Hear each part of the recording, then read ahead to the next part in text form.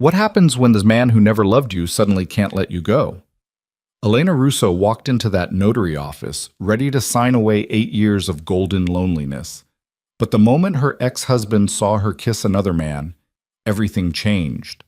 Now Rafael Moretti, the crime boss who treated her like furniture, is tearing apart their divorce with obsessive precision. And Elena is about to discover that escaping a man like Rafe isn't about signing papers. It's about surviving his awakening. If you want to see how far love can twist when it finally arrives too late, stay with me until the end. And please, hit that like button and comment your city below so I can see how far this story travels. The notary's office smelled like old leather and broken promises. Elena Russo sat perfectly still in the stiff-backed chair, her hands folded in her lap like a finishing school graduate waiting for inspection. Across the polished mahogany table, her husband, soon-to-be ex-husband, signed his name with the same casual efficiency he used for business contracts. Rafael Moretti didn't look up, didn't pause. The gold Mont Blanc pen moved across the paper in smooth, practiced strokes, and Elena watched each letter form with a strange sense of detachment, as if she were observing someone else's life collapse into legal terminology and notarized stamps. 8 years. 8 years reduced to signatures and initials. The notary, a thin woman with reading glasses on a chain, cleared her throat delicately. Mrs. Moretti, if you'll sign here, here, and initial here. Mrs. Moretti. For a few more minutes, anyway. Elena reached for the pen the woman offered, ignoring the one Rafe had set down between them, the pen he'd given her on their first anniversary, back when he still remembered anniversaries. Her hand didn't shake. That surprised her. She'd expected tremors, maybe tears, some physical manifestation of what should have been grief. Instead, she felt oddly calm, as if her body had already accepted what her mind had been processing for months. She signed her maiden name, Elena Russo. The letters looked foreign after so many years of Moretti, but they also looked like freedom. That concludes our business. The notary gathered the papers with practiced efficiency, adding stamps and seals with the mechanical precision of someone who'd witnessed 1,000 endings. The decree will be final in 30 days, barring any contests There won't be any contests. Rafe's voice cut through the sterile air, smooth and certain. He stood, buttoning his Tom Ford suit jacket with one hand while checking his phone with the other. My attorney has the settlement terms. Everything's already arranged. Of course it was. Rafael Moretti didn't do anything that wasn't already arranged, controlled, predicted 3 moves ahead. That was how he'd built an empire that stretched from legitimate real estate holdings to ventures Elena had learned not to ask about. Control was his native language. Emotion was a foreign dialect he'd never bothered to learn. Elena stood as well, smoothing down the simple black dress she'd chosen that morning. Not mourning clothes, she'd stopped mourning this marriage 2 years ago. Just armor. Simple, elegant, forgettable. The way Rafe had always preferred her in public. Beautiful, but not flashy. Present, but not prominent. A perfect accessory to his perfect image. Mrs. Moretti Armands. Russo, do you need a moment? The notary's voice carried a thread of sympathy that made Elena's throat tighten unexpectedly. No. Elena's voice came out steady. I'm ready. Rafe finally looked at her then, his dark eyes flicking up from his phone screen with the same casual attention he might give a restaurant menu. Handsome. He'd always been handsome, with the kind of sharp features and commanding presence that made people step aside when he entered a room. Salt and pepper hair that made him look distinguished rather than aging, a jawline that belonged on magazine covers. But there was nothing behind those eyes when he looked at her. No regret, no nostalgia, no acknowledgement that they'd once stood in front of witnesses and promised forever. Good luck, Elena. He said it like he was wrapping up a business lunch with a minor associate. Pleasant, professional, already thinking about his next appointment. Then he walked out. Elena stood there for a moment, listening to his footsteps fade down the hallway, listening to the expensive shoes that had walked away from her 1,000 times before. Birthday dinners cut short by phone calls. Anniversary trips canceled for emergency meetings. Entire weekends where they lived in the same penthouse, but existed in different worlds, Rafe buried in his office while Elena perfected the art of being invisible. Miss Russo? The notary's voice was gentler now. Are you all right? Was she? Elena took inventory. No tears, no rage, no dramatic collapse. Just a strange, weightless feeling, like she'd been carrying something heavy for so long that she'd forgotten what it felt like to stand up straight. "I'm fine." And the surprising thing was, she meant it. "Thank you." She gathered her purse, not the Hermes bag Rafe had given her last Christmas in lieu of his presents, but a simple leather tote she'd bought herself last month, and walked out of the office that had just legally ended her marriage. The hallway was empty. Rafe was already gone, probably in his car, probably on his phone, probably having already forgotten the appointment entirely. The elevator ride down to the parking garage was long enough for Elena to check her reflection in the polished doors. 32 years old. Still attractive, though she'd never quite believed it the way Rafe's business associates' wives seemed to believe their own beauty. That aggressive, maintained perfection that required teams of professionals and ruthless dedication. Elena had always been softer, quieter. Her dark hair fell in natural waves past her shoulders. No extensions needed.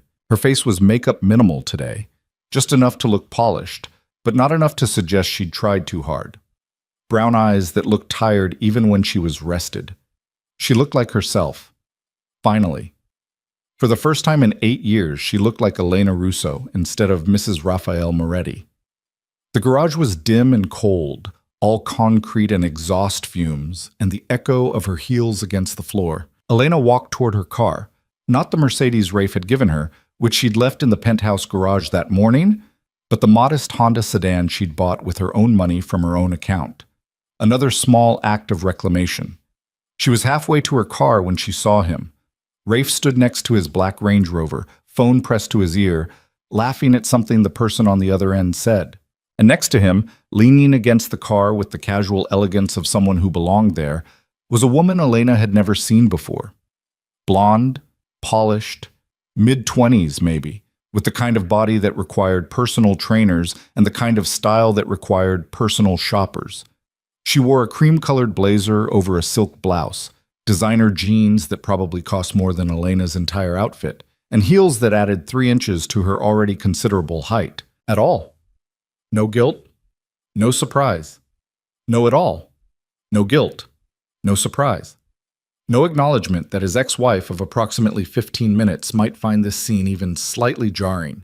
He just kept talking into his phone, kept smiling at whatever the blonde woman was saying, kept existing in his world where Elena had always been peripheral. The blonde noticed Elena's stare and smiled. Not hostile, not smug, just pleasant and unbothered. The smile of someone who had nothing to feel guilty about because she'd never promised Elena anything. Something hot and sharp twisted in Elena's chest. Not jealousy.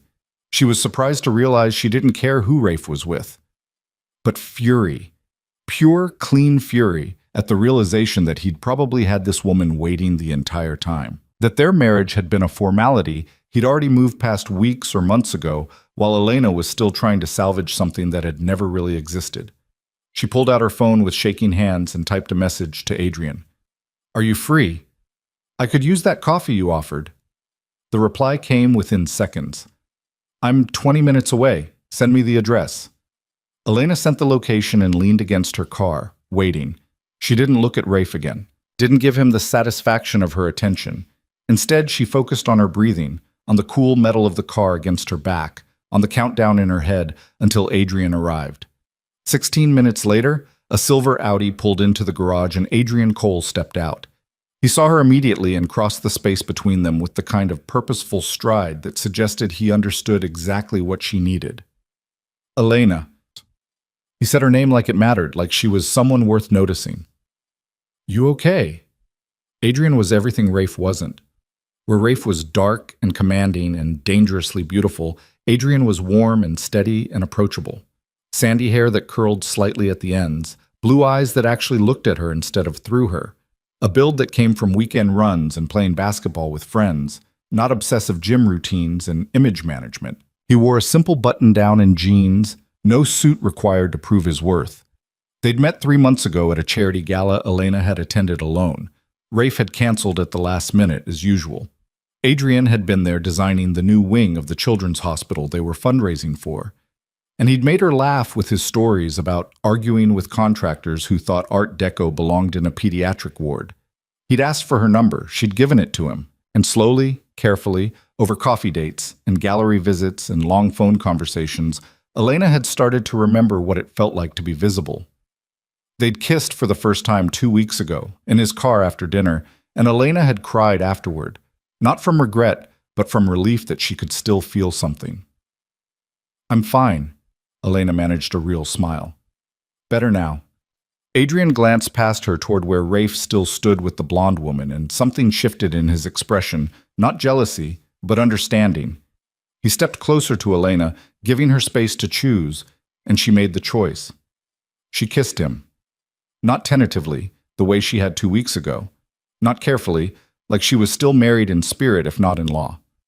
But deliberately, fully, the way someone kisses when they're choosing their own life instead of living in someone else's shadow. Adrien responded immediately, his hand coming up to cup her face, gentle but present, the kind of touch that acknowledged she was real and there and deserving of attention. When they broke apart, Elena saw Rafe over Adrien's shoulder. He'd stopped talking. The phone hung forgotten in his hand. He was staring at Elena with an expression she'd never seen before, something raw and unguarded, shock bleeding into something darker. The blonde woman was still saying something to him, touching his arm, but he wasn't listening anymore. He was just staring. For the first time in 8 years, Rafael Moretti looked shaken. Elena turned back to Adrien, who was watching her with quiet concern. "Take me somewhere," she said. "Anywhere that isn't here. I know just the place." Adrien opened the passenger door of his car like she was someone worth this kind of simple care. "There's a coffee shop by the river, quiet. Good pastries, we can talk or we can just sit, whatever you need." What she needed was to stop existing in Rafe's orbit. What she needed was to remember that she was more than the ghost of Mrs. Rafael Moretti. She got in the car. As Adrien pulled out of the garage, Elena let herself look back once. Rafe was still standing there, still watching her leave, and for just a moment, one brief, startling moment, he looked lost. "Good," Elena thought. "Now you know how it feels." Sat at a table in the back. Two sat at a table in the back. 2 cappuccinos between them, and Adrien didn't push. Didn't ask for details she wasn't ready to give. Just sat with her while she processed, occasionally refilling her water glass or offering her half his almond croissant. "You want to talk about it?" he finally asked after 20 minutes of comfortable silence. Elena wrapped her hands around the warm cup and considered. "I thought I'd feel different," she admitted. "After it was final. I thought there'd be relief or grief or something big, but I just feel tired. Divorce is exhausting even when it's the right choice." Adrien's voice was gentle. "You've been carrying this for a long time." 8 years. Elena took a sip of coffee. 8 years of being married to someone who treated me like expensive furniture. Beautiful to look at, useful for appearances, but not actually worth his time or attention. "He's an idiot." That pulled a laugh out of her, unexpected and genuine. "He's a lot of things. Idiot isn't usually one of them." "Then he's an idiot about you specifically." Adrien leaned forward, elbows on the table. "Elena, I've known you 3 months, and I've seen more of who you are than he apparently saw in 8 years. That's not you being forgettable. That's him being blind." Elena felt tears prick her eyes and blinked them back. "I let myself disappear. I thought if I just became the perfect wife, didn't make demands, didn't complain, he'd eventually see me. But you can't make someone notice you when they've decided you're not worth noticing." Their loss. Adrien reached across the table, and Elena let him take her hand. His touch was warm, solid, real. "Someone else's inability to see your worth doesn't diminish it. You know that, right?" Did she? Elena had spent so long defining herself by Rafe's indifference that she'd forgotten what it felt like to be someone's priority. Adrien made her feel visible. He texted back. He showed up when he said he would. He asked about her day and actually listened to the answer. Basic things, fundamental things. Things that should have been the bare minimum but felt revolutionary after years of Rafe's benign neglect. "I'm working on knowing it." Elena squeezed his hand. "Thank you for coming. I know this isn't exactly how you wanted to spend your afternoon." "I wanted to spend my afternoon with you." Adrien said it simply, like it was just a fact. The circumstances don't change that. They stayed until the light outside shifted to late afternoon gold, talking about everything except Rafe. Adrien told her about the community center he was designing in the east side, how he was fighting to include green space and natural light in a budget that barely covered the basics. Elena told him about the job she'd started applying for, positions at nonprofit organizations, places where she could use the fundraising experience she'd gained as Mrs. Moretti without being defined by it. It was normal. It was nice. It was everything her marriage had never been. When Adrien finally drove her back to the garage to get her car, he walked her all the way to the driver's door. "You gonna be okay?" he asked. "Yeah." Elena surprised herself by meaning it. "I really think I am." He kissed her again, soft and sweet, and this time there were no tears, just gratitude that there were still men in the world who knew how to be present. "Text me when you get home," Adrien said. "And Elena, for what it's worth, I think you're incredibly brave." She didn't feel brave. She felt exhausted and wrung out and still slightly numb, but she appreciated the sentiment. Elena drove back to the apartment she'd rented 2 months ago. Not the penthouse she'd shared with Rafe, but a small one-bedroom in a quiet neighborhood where nobody knew her as Mrs. Moretti. She made tea. She took a bath. She put on comfortable clothes and curled up on her couch with a book she'd been meaning to read for months. Her phone rang at 8 o'clock. Unknown number. Elena almost didn't answer, but something made her pick up. "Miss Russo?" A woman's voice, professional and crisp. "This is Patricia Chen from Walsh & Associates. I'm calling regarding your divorce settlement." Elena's stomach dropped. "I thought everything was finalized." "Yes, well." A pause. "Mr. Moretti has filed a motion to contest certain aspects of the settlement. His attorney will be reaching out to your representation tomorrow morning, but I wanted to give you advance notice." The tea in Elena's stomach turned to ice. "Contest what aspects?" "The division of assets, primarily, and the timeline for finalization." Another pause. "Miss Russo, I've been practicing family law for 15 years, and I've never seen Mr. Moretti contest a settlement after signing. This is highly unusual." Elena's hands were shaking. "What does this mean?" "It means the 30-day waiting period may be extended while we litigate. It means your divorce isn't final yet." Patricia Chen's voice gentled slightly. "I'm sorry. I know this isn't what you were expecting. We'll fight this, of course, but I wanted you to be prepared." After she hung up, Elena sat in the dark living room and tried to make sense of it.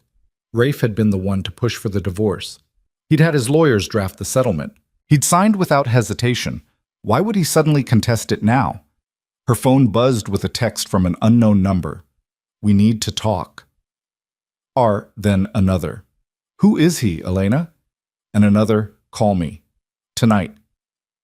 Elena stared at the messages, fury rising in her chest. For 8 years, Rafe couldn't be bothered to come home for dinner, couldn't remember her birthday, couldn't spare 5 minutes for a conversation that wasn't about his schedule or his needs or his empire. But now that she'd walked away, now that she'd kissed someone else, now that she'd dared to choose herself, suddenly he had time. Suddenly he had questions. Suddenly she was worth his attention. She typed a response with shaking hands. "You lost the right to ask me questions when you signed those papers. Leave me alone." The phone rang immediately. Rafe's name on the screen. Elena rejected the call. It rang again. She rejected it again. On the third call she answered, her voice ice. "What? Who is he?" Rafe's voice was rough, unfamiliar. She'd heard him angry before, coldly furious, meticulously controlled, dangerous in the way predators are dangerous. But this was different. This was raw. "That's none of your business." "The hell it isn't. Are you sleeping with him? How long has this been going on?" Elena laughed, a sharp, bitter sound. "You're unbelievable. You stood there with another woman 15 minutes after our divorce, and you want to know if I'm sleeping with someone?" That was business. Rafe bit out the words. "Vanessa is a business associate. It's not the same thing." "You're right. It's not." Elena's voice was deadly quiet. "Because I didn't spend 8 years making you feel invisible. I didn't cancel on you 100 times, or treat you like an accessory, or forget you existed the moment you weren't useful. So, no, Rafe, it's not the same thing at all." Silence on the other end. Then, "Elena, don't." Her voice broke despite her best efforts. Don't call me again. Don't contest the settlement. Don't drag this out. You wanted out. You got out. Now let me go. I never said I wanted out. You didn't have to say it. You showed it. Every day for 8 years. Elena was crying now, angry tears she couldn't hold back. I was so alone in that marriage, Rafe. So completely, desperately alone. And you never noticed. Or you noticed and you didn't care. I'm not sure which is worse. Elena, wait.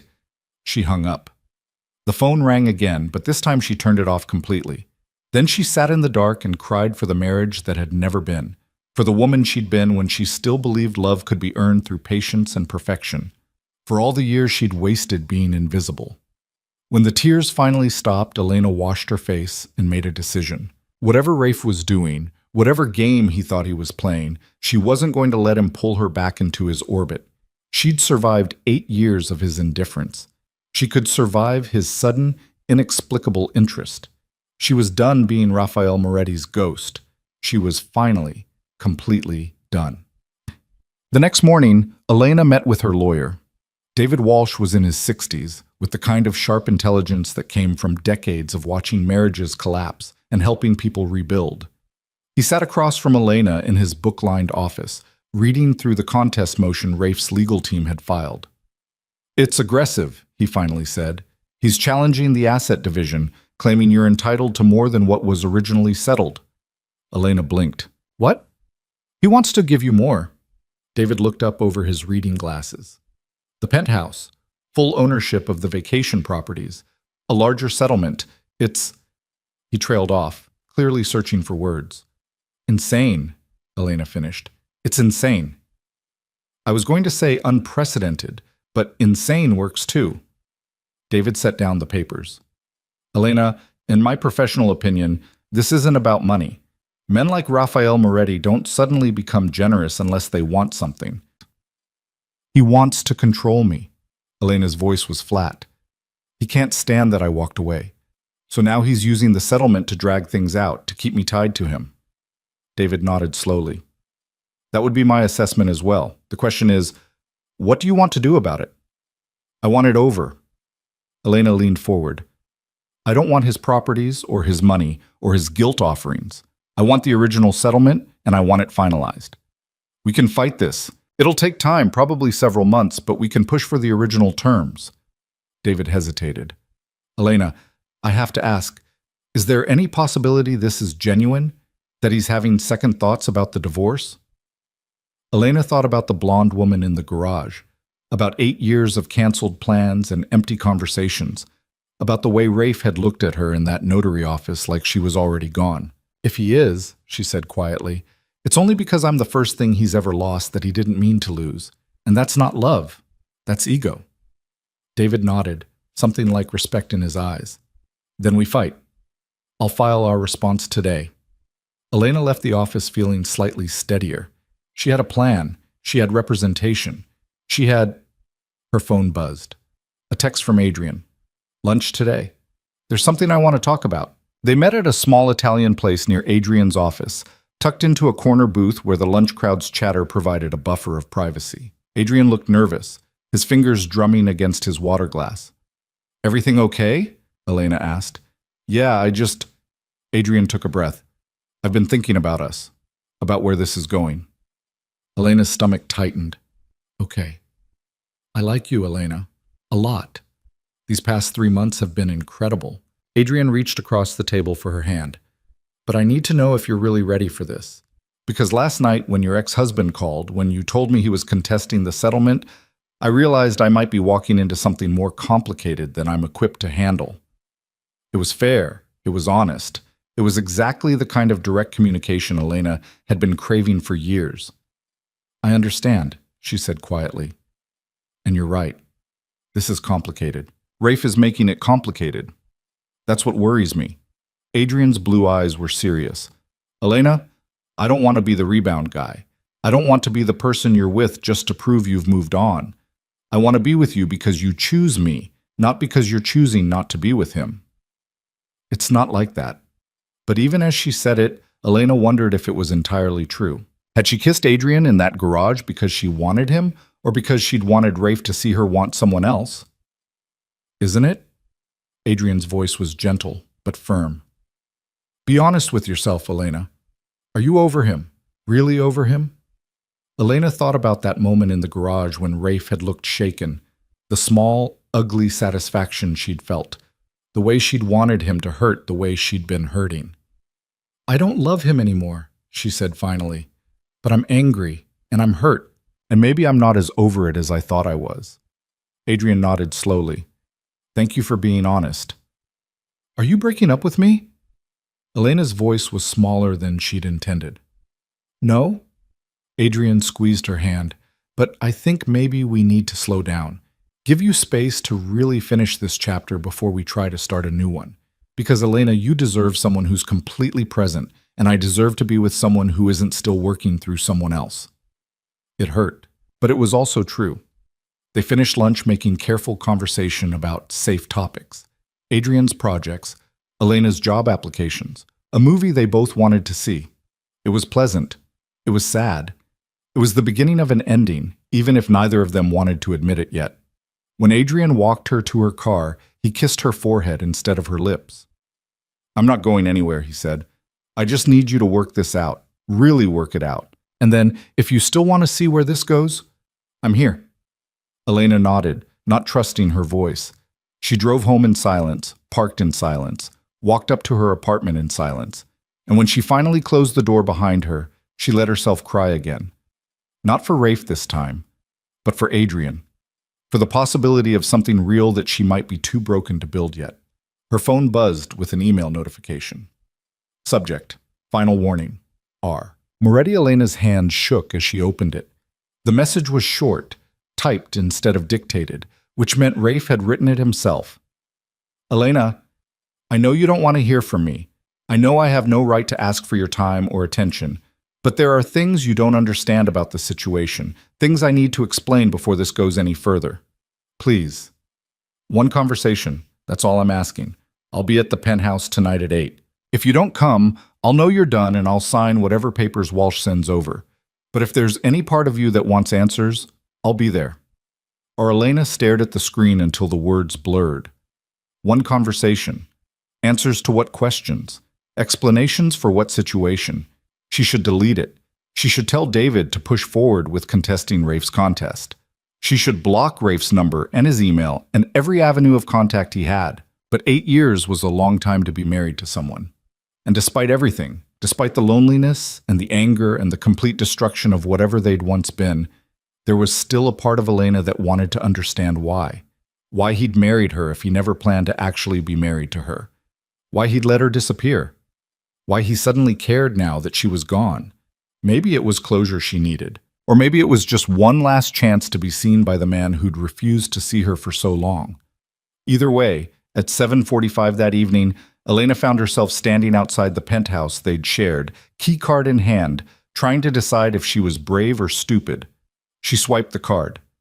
The elevator rose 43 floors in silence, and when the doors opened to the penthouse, to the place that had never quite felt like home, Rafe was waiting. He stood by the floor-to-ceiling windows that overlooked the city, wearing a simple black shirt and dark jeans instead of his usual suits. He looked tired, older, more human than she'd seen him in years. You came. His voice was rough, like he'd been expecting the elevator to stay empty. I shouldn't have. Elena stayed near the elevator, maintaining distance. But I want to understand what you're doing, why you're dragging this out. Rafe turned to face her fully, and Elena saw something in his expression that made her breath catch. Genuine emotion, raw and unguarded. I'm trying to protect you, he said, from something I should have protected you from a long time ago. And then he told her everything. The city lights stretched out behind Rafe like a constellation of broken promises, and Elena felt her resolve wavering the moment she saw the exhaustion in his eyes. She'd expected the usual Rafael Moretti, controlled, calculated, armored in expensive fabric, and colder indifference. Instead, the man standing before her looked stripped down, almost vulnerable, and that was somehow more dangerous than anything he'd shown her in 8 years. Protect me from what? Elena kept her voice steady, even as her heart hammered against her ribs. Rafe, what are you talking about? He moved away from the windows, closer to her but still maintaining careful distance, like he understood that one wrong move would send her back into that elevator. There's a federal investigation. RICO charges. They've been building a case for 18 months, and 3 weeks ago they added my name to the indictment. The words hit Elena like cold water. RICO. Racketeering. The kind of charges that turned news into spectacle, that destroyed empires and sent men to prison for decades.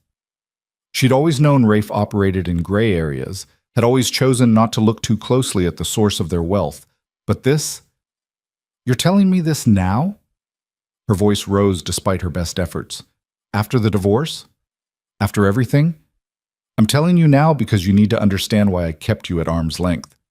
Rafe's jaw was tight. Elena, everyone close to me is under scrutiny. Phone records, financial transactions, associates. The feds are looking for leverage, for people they can pressure into testimony. If you were still my wife, actively involved in my life, in my business, they'd come after you. Elena felt the room tilt slightly. So what? You decided to divorce me for my own protection? Is that the story you're selling? No. The word came out hard. I decided to divorce you because you deserved better than being collateral damage in whatever's coming. But I didn't know. He stopped, ran a hand through his hair in a gesture of frustration Elena had rarely seen. I didn't know you'd already moved on, that you'd be with someone else the same day we signed papers. There it was, the real wound beneath all the legal maneuvering and protective justifications. Adrien has nothing to do with this, Elena said coldly. Adrien? Rafe repeated the name like he was tasting poison. How long? That's none of your business. It is when you could be dragging an innocent man into a federal investigation. Rafe's voice sharpened. Elena, everyone connected to me is going to be questioned. Your phone records, your financial accounts, anyone you're in contact with, it's all going to be examined. If you're involved with this man, he needs to know what he's walking into. Elena laughed, a bitter sound. You want to talk about what people are walking into? You married me knowing this could happen. You kept me in the dark for 8 years, made me into the perfect ignorant wife, and now you want credit for protecting me? I never wanted you ignorant. Something raw flashed across Rafe's face. I wanted you safe. Those aren't the same thing. Elena took a step forward, anger overriding caution. You kept me isolated. You canceled on me constantly. You treated me like I was decorative instead of human. And now you're telling me it was all for my protection? That's convenient, Rafe. That's a really convenient rewrite of 8 years of neglect. It wasn't neglect. His voice rose to match hers. It was distance, deliberate distance, because the closer you were to my business, the more danger you were in. Then why marry me at all? The question came out as a cry. If you knew this was coming, if you knew you could never actually let me in, why go through with it? Rafe was silent for a long moment, and when he finally spoke, his voice was quieter. Because I thought I could keep you separate. I thought I could have one part of my life that was clean, that was good, that was... He stopped. It doesn't matter now. It matters to me. Elena's hands were shaking. I spent 8 years trying to understand what I did wrong, what was so fundamentally flawed about me that my own husband couldn't stand to be in the same room as me for more than an hour at a time. And now you're telling me it was strategy? Protection? You didn't do anything wrong. Rafe looked at her directly, and the intensity in his dark eyes made Elena's breath catch. You were perfect. You were too perfect. And I was terrified that if I let you get too close, you'd become a target. So instead you made me disappear. Elena's voice broke. You made me so invisible that I forgot I existed. Do you have any idea what that felt like? To be married to someone who treated me like an obligation instead of a partner? I know. The admission seemed to cost him. I know what I did to you, and I know sorry doesn't fix it. But Elena, you have to understand, the life I built, the empire, all of it came with costs. I chose those costs. I chose to exist in that world. But you didn't choose it. You chose me, and I had no right to drag you into the consequences. Elena shook her head, trying to process. The settlement. You're contesting it to keep me connected to you, to keep the divorce from being finalized so I can claim spousal privilege if they try to make me testify. Partially. Rafe didn't deny it, but also because the original settlement was intentionally minimal. If this goes to trial, If everything gets frozen by federal seizure, I needed to make sure you had assets in your name. Property. Accounts they can't touch. The contest is about moving those assets before everything locks down. It was practical, strategic, exactly the kind of calculated move Rafael Moretti was known for. And it was also, Elena realized with a sinking feeling, probably genuine. He was protecting her the only way he knew how, with lawyers and legal maneuvering and careful distance. You should have told me. Elena's voice was quieter now, exhaustion creeping in. Before we got married, during, any point in the last 8 years you should have been honest with me.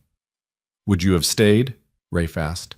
If I'd told you the truth about what I was involved in, about the risks, about the possibility that everything could collapse, would you have stayed? Elena wanted to say no immediately, wanted to tell him that she would have run the moment she understood the danger. But the truth was more complicated. She'd been 24 when they met, working as a fundraising coordinator for a nonprofit, living in a studio apartment with 2 roommates and student loan debt. Rafe had been magnetic, powerful, utterly certain of himself and his place in the world. He'd made her feel chosen, special, like she was someone worth noticing. I don't know, she admitted, but I deserved the choice. You're right. Rafe moved closer, just 2 steps, but it felt significant. You deserved honesty. You deserved a real partner, not someone who kept you at a distance and called it protection. I failed you, Elena, completely. It was the first real apology she'd heard from him in years, and it hurt worse than the neglect had, because at least when he was indifferent, she could hate him cleanly. This raw acknowledgement, this glimpse of the man he might have been if he'd chosen differently, was infinitely more painful. Why now? Elena asked. Why tell me all this now when it's over? Because it's not over. Rafe's voice was rough. The investigation, the charges, the fallout, it's just beginning. And when it hits, when my name is all over the news and federal agents are knocking on doors, you're going to be questioned. They're going to ask about me, about our marriage, about what you knew and when you knew it, and I need you to be prepared. Elena felt cold spreading through her chest. What do I know? I don't know anything about your business. Exactly, and that's what you tell them. But Elena, Rafe hesitated and she saw real fear in his expression. They're going to try to pressure you. They're going to imply you were complicit, that you benefited from illegal activity, that you could face charges yourself if you don't cooperate. It's intimidation tactics, standard procedure. But you need to know it's coming. This is insane, Elena pressed her hands to her face. This is completely insane. I signed divorce papers this morning. I'm supposed to be starting over, moving on, building a life that's mine. And instead, I'm standing here learning that I might be questioned by federal investigators about crimes I didn't even know were being committed. I know. Rafe's voice was gentle in a way she'd forgotten he could be. And I'm sorry. I'm so damn sorry, Elena, but I need you to understand. Whatever they ask you, whatever they threaten, the truth is your best protection. You weren't involved. You didn't know. You can't testify to something you were never part of. Elena dropped her hands and looked at him directly. And what about you? What happens to you when this all comes out? Something flickered in Rafe's expression. Resignation, maybe, or acceptance. I knew the risks when I made my choices. I'll deal with the consequences. Prison, Elena said it flatly. You're talking about prison. Possibly. Probably. Rafe's jaw tightened. My lawyers are working on a defense, but the evidence is substantial. I'm not naive about how this ends. The reality of it settled over Elena like ash. Rafael Moretti, powerful, untouchable, always 3 moves ahead, was facing the kind of destruction that left nothing standing. And despite everything he'd put her through, despite the loneliness and the anger and the years of feeling invisible, she felt something twist in her chest that might have been grief. I should go. Elena moved toward the elevator. This is too much. I need to process. Wait. Rafe crossed the distance between them quickly, and Elena's hand was on the elevator button when he spoke again. The man you're seeing, Adrien, does he know about any of this? Elena turned, meeting his eyes. He knows we're divorced. He knows you contested the settlement. That's all he needs to know. Elena, If you care about him at all, you should end it. Rafe's voice was urgent. Before the indictment becomes public, before his name gets connected to yours, and by extension to mine, give him a chance to walk away clean. You don't get to tell me what to do with my personal life. Elena's voice was steel. Not anymore. I'm not trying to control you. I'm trying to protect someone you care about from getting dragged into my mess. Rafe ran a hand over his face. You want to hate me? Fine. You've earned that right. But don't let that hate make you reckless with other people's lives. The elevator dinged behind her, doors sliding open.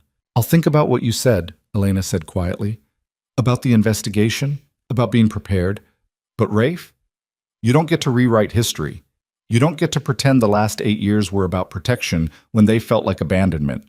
Whatever your reasons were, the impact was the same. I was alone, and you let me be alone. She stepped into the elevator and pressed the ground floor button. The last thing she saw before the doors closed was Rafe standing in the middle of the penthouse they'd shared, looking more lost than she'd ever seen him. The ride down felt longer than the ride up. Elena's phone buzzed with a text from Adrien. Hope your evening is going well. Thinking about you? Elena stared at the message, Rafe's warning echoing in her mind.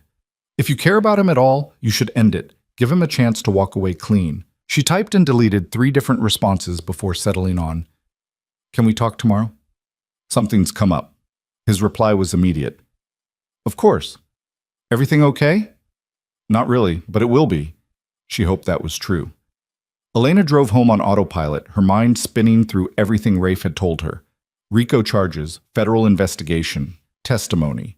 She'd been so focused on escaping her marriage that she hadn't considered what she might be escaping into. The divorce that was supposed to set her free might have just tethered her to Rafe's downfall in ways she couldn't have anticipated. Her apartment felt too quiet when she finally walked in.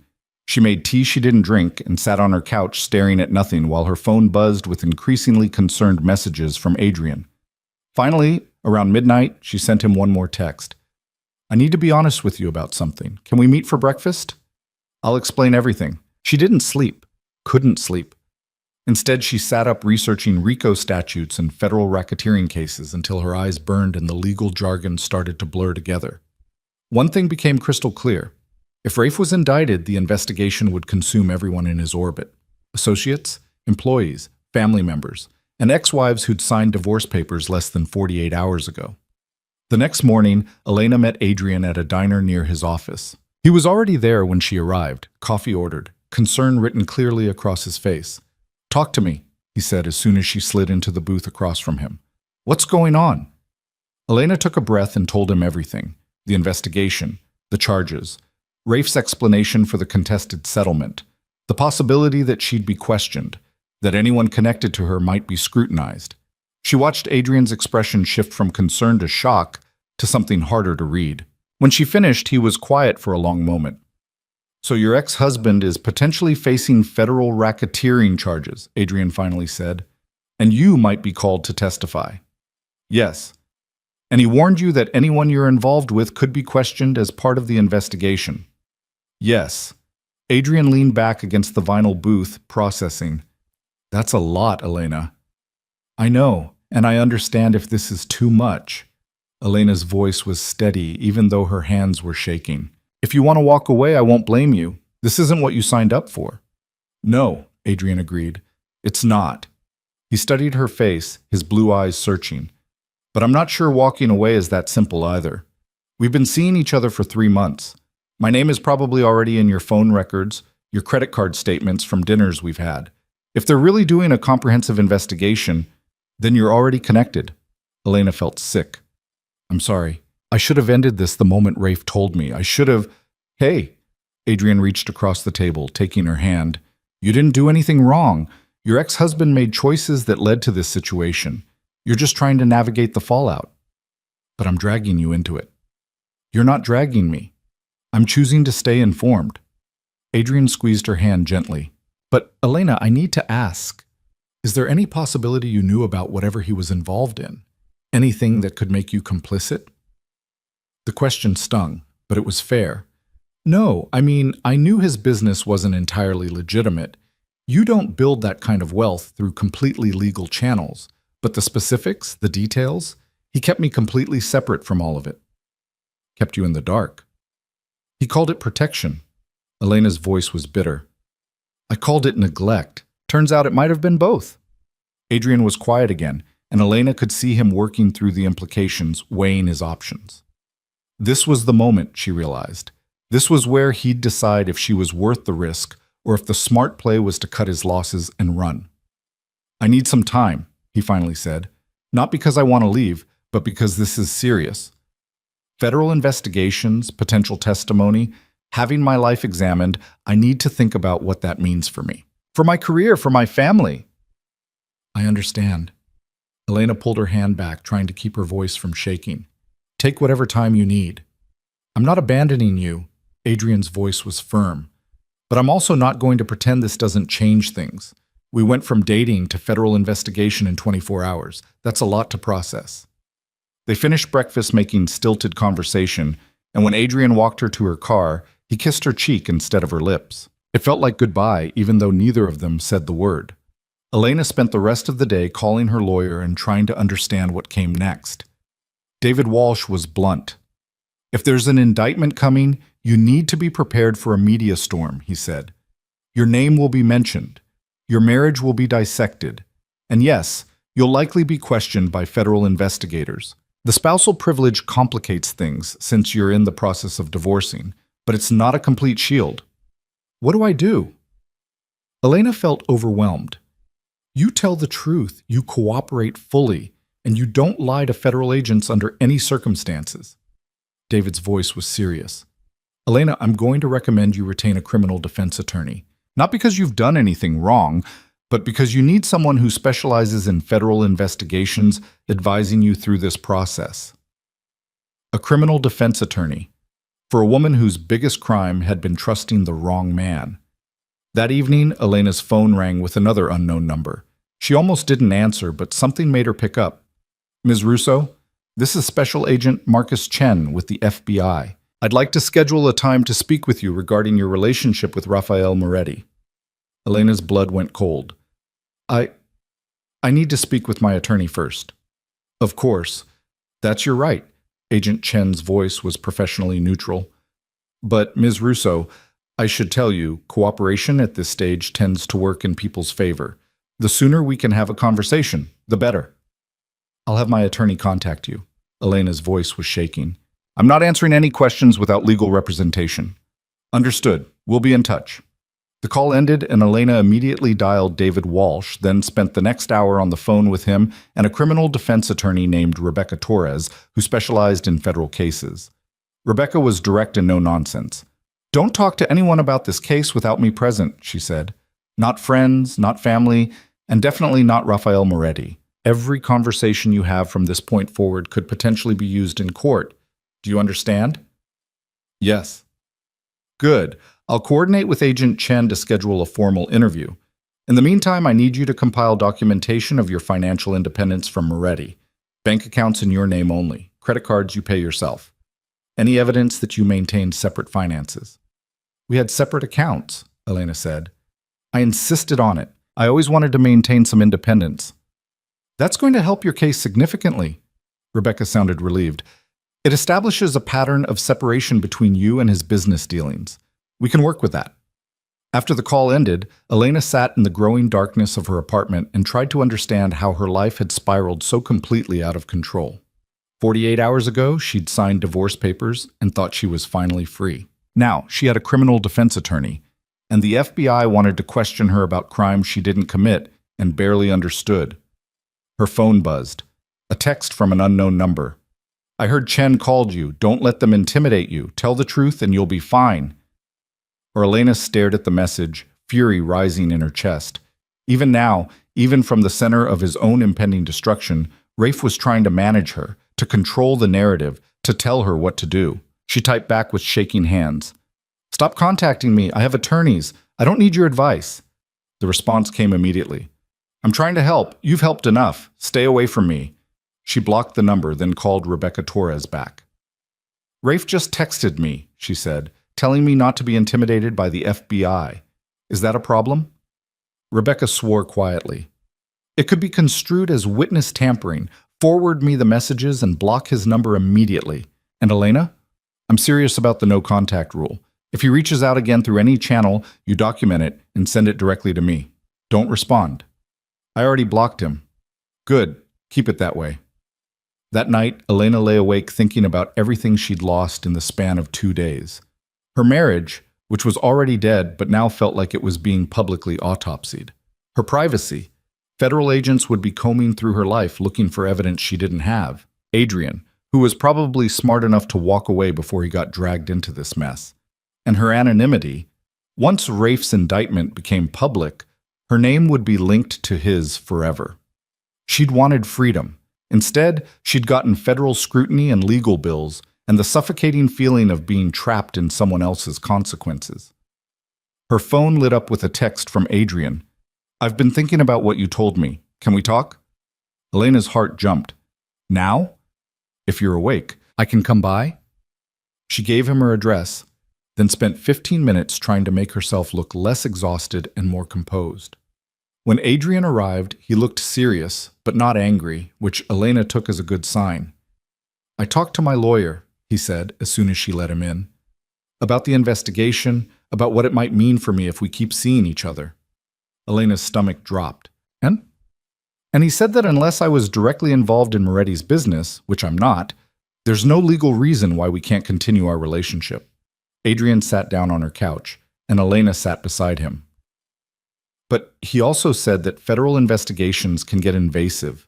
Phone records, financial statements, interviews with associates. If we stay together, I need to be prepared for that level of scrutiny. I understand if that's too much.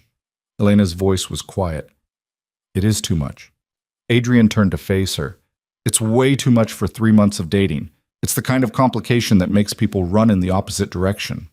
Elena nodded, feeling tears prick her eyes. Okay. But, Adrien reached for her hand, I also can't shake the feeling that walking away now, when you're dealing with all this, would make me exactly like your ex-husband, someone who abandons you when things get difficult. Adrien, you don't owe me.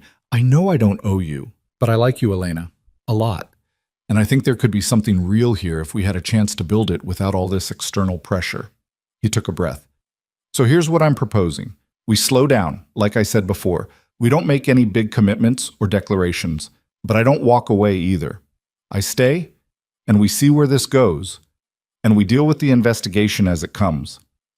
Elena felt something loosen in her chest. Are you sure? No? Adrien smiled slightly, but I'm sure I don't want to give up on this without trying. So yeah, I'm in. As long as you promise to be completely honest with me. No more surprises.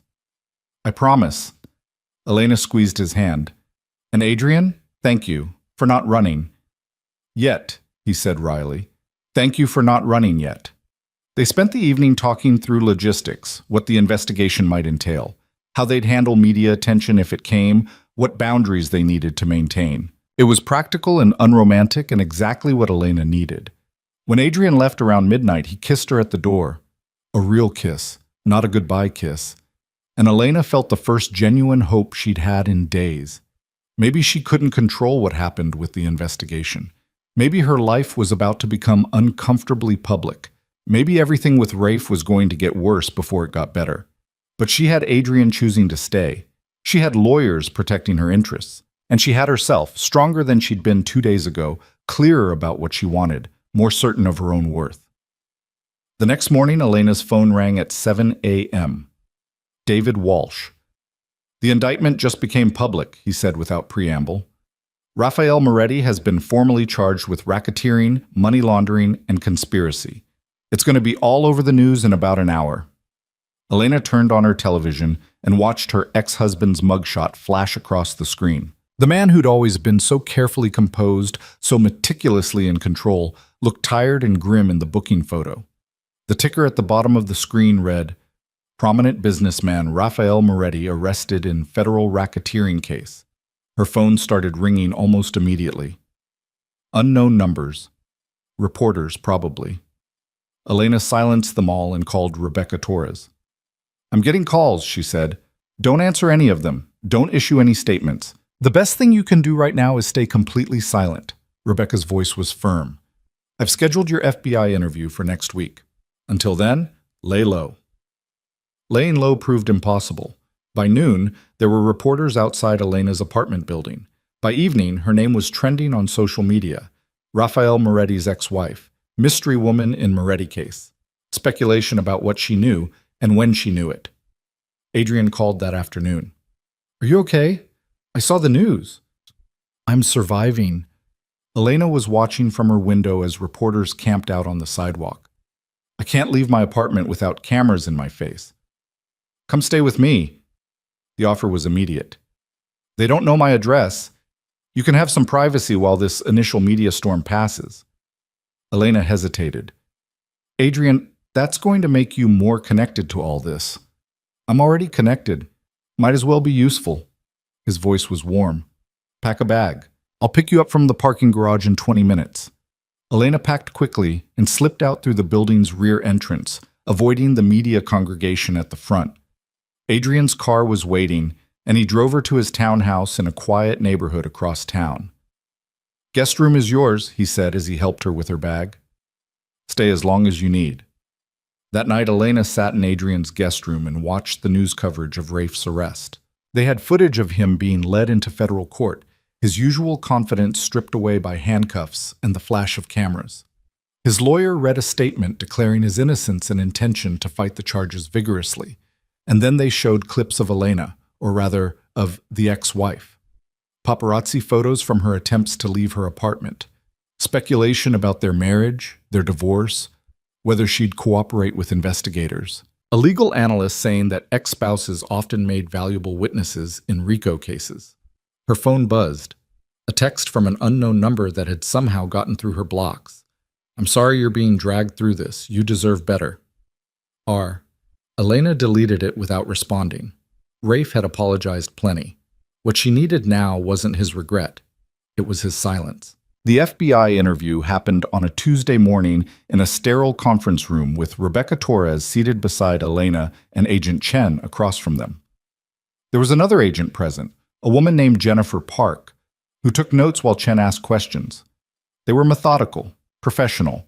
They asked about Elena's knowledge of Rafe's business operations, about their finances, about specific transactions and properties and associates. Elena answered truthfully. She didn't know. She wasn't involved. She'd been kept deliberately separate from that entire aspect of his life. Mrs. Moretti. Miss Russo, Elena corrected quietly. Ms. Russo. Agent Chen's expression didn't change. You maintained separate bank accounts from your husband throughout your marriage. Yes. That's unusual for a couple married 8 years. I wanted financial independence, Elena said. I never wanted to be completely dependent on anyone. Agent Park looked up from her notes. Did your husband ever ask you to make purchases on his behalf? Transfer money between accounts? Accept deliveries or packages? No, never. The questions continued for over an hour. By the end, Elena felt wrung out and exhausted. Rebecca walked her to the parking garage afterward. You did well, she said. You were honest and consistent. That's what they're looking for. Do you think they believe me? Elena asked. I think they believe you didn't know specifics about his operations. Whether they try to pressure you for more information later, that remains to be seen. Rebecca's expression was serious. But Elena, you need to prepare yourself for the possibility that this is just the beginning. If this goes to trial, you could be called as a witness. And if Moretti's lawyers think you have information that could help his defense, they'll try to force me to testify. Exactly. Elena drove back to Adrien's place feeling like she was drowning in legal complexities she'd never wanted to understand. When she got there, Adrien had dinner waiting. Nothing fancy, just pasta and salad, but it was exactly what she needed. How'd it go? He asked. As well as could be expected. Elena sank into a chair at his kitchen table. They don't think I'm complicit, but they don't think I'm useless either. Adrien served her food and sat across from her. What happens now? We wait. For the trial. For more subpoenas. For whatever comes next in this nightmare. Elena picked at her pasta. I'm sorry you're stuck in the middle of this. I'm not stuck. I'm choosing to be here. Adrien's voice was gentle. There's a difference. And for the first time in years, maybe the first time ever, Elena believed someone when they said they were choosing her. That choice became harder to sustain with each passing week. Elena stayed at Adrien's townhouse for 3 days before the guilt became unbearable. Not guilt over leaving Rafe, but guilt over turning Adrien's peaceful life into a fortress against media attention. Reporters had figured out the connection within 48 hours, and suddenly Adrien's morning commute included dodging questions shouted from sidewalks and his office reception fielding calls from tabloid journalists. I should go back to my place, Elena said on the 4th morning, watching Adrien check his phone for the 3rd time during breakfast. This isn't fair to you. The media will follow you wherever you go. Adrien set down his phone deliberately. At least here we're dealing with it together. But together was becoming strained. Elena could see it in the careful way Adrien chose his words now, in the way he'd started closing his office door for phone calls, in the slight hesitation before he kissed her goodbye each morning. He was still choosing her, but the choice was costing him more than either of them had anticipated. The breaking point came on a Thursday afternoon. Elena was working from Adrien's home office. She'd taken a temporary leave from her nonprofit job to avoid bringing media scrutiny to their donors, when her phone rang with a number she recognized. Rebecca Torres. "We have a problem," Rebecca said without preamble. "Moretti's legal team just filed a motion to compel your testimony at trial. They're arguing that your knowledge of his legitimate business operations is relevant to establishing his defense." Elena's stomach dropped. "I thought spousal privilege protects confidential marital communications. Yes, but they're not asking about private conversations. They're asking about business dinners you attended, charity events where deals were discussed, social gatherings with associates, things that happened in public or semi-public settings." Rebecca's voice was tight. "And because your divorce isn't finalized yet, the privilege question gets complicated." "What does this mean?" "It means Moretti's lawyers are going to drag you into this trial whether you want to be there or not. And Elena, I need you to understand something. If you're called as a defense witness, anything you say could be used to help him. But if you refuse to cooperate or if your testimony contradicts the prosecution's case, they could come after you for obstruction." Elena felt the walls closing in. "So I'm trapped. Either I help Rafe or I risk federal charges myself." "Not exactly. You can testify truthfully about what you observed without advocating for either side, but it's going to be a tightrope walk." Rebecca paused. "There's something else. The prosecution has also expressed interest in calling you as a witness. They think your testimony about Moretti's behavior patterns and financial separation could support their case for deliberate compartmentalization of illegal activities." "Both sides want me to testify?" Elena's voice rose. "How is that even possible?" "Because you're the ex-wife, you have a unique perspective that both sides think they can use." Rebecca's tone gentled slightly. "Elena, I'm going to be very direct with you. This trial is going to be ugly. It's going to be public, and you're going to be caught in the middle of it no matter what you do. The best we can hope for is to minimize the damage and keep you from facing any charges yourself." After the call ended, Elena sat staring at her laptop screen without seeing it. The article she'd been reading, something about nonprofit grant applications, blurred into meaningless text. She was going to have to testify. She was going to have to sit in a courtroom and answer questions about Rafe, about their marriage, about things she'd spent 8 years trying not to see too clearly. And both sides would be trying to use her words as weapons. Adrien came home that evening to find Elena sitting in the dark living room, her laptop abandoned on the coffee table. "Hey!" He turned on a lamp, and Elena blinked at the sudden brightness. "What happened?" She told him everything about the motions to compel, about being caught between the defense and prosecution, about the impossibility of her situation. Adrien listened without interrupting, and when she finished, he was quiet for a long moment. "I think you should talk to him," Adrien finally said. Elena stared. "What?" "Rafe. I think you should talk to him directly about this." Adrien sat down beside her, and his expression was serious. "Look, I hate saying this. I hate that he's still controlling your life from the center of his own disaster. But Elena, if both sides are going to call you as a witness, you need to understand what you're actually being asked to testify about. And the only person who can give you that full picture is Rafe himself." My lawyer said no contact. Your lawyer said no contact because she was worried about witness tampering. But this is different. This is you trying to understand the scope of what you might be forced to testify about. Adrien took her hand. I'm not saying trust him. I'm not saying believe whatever story he tells you. But I am saying you need all the information before you walk into that courtroom. Elena wanted to argue, but the logic was sound. She'd spent 8 years deliberately not asking questions about Rafe's business. Now she was being forced to answer questions about it, and she didn't even know what the questions would be. If I do this, she said slowly, if I talk to him, it doesn't mean I'm on his side. I know, Adrien squeezed her hand, but it might mean you're better prepared to protect yourself. Elena called Rebecca Torres the next morning and explained what she wanted to do. Absolutely not. Rebecca's response was immediate. Elena, any conversation you have with Moretti could be discoverable. Both sides could subpoena you about what was discussed. It's a terrible idea. What if I have my attorney present?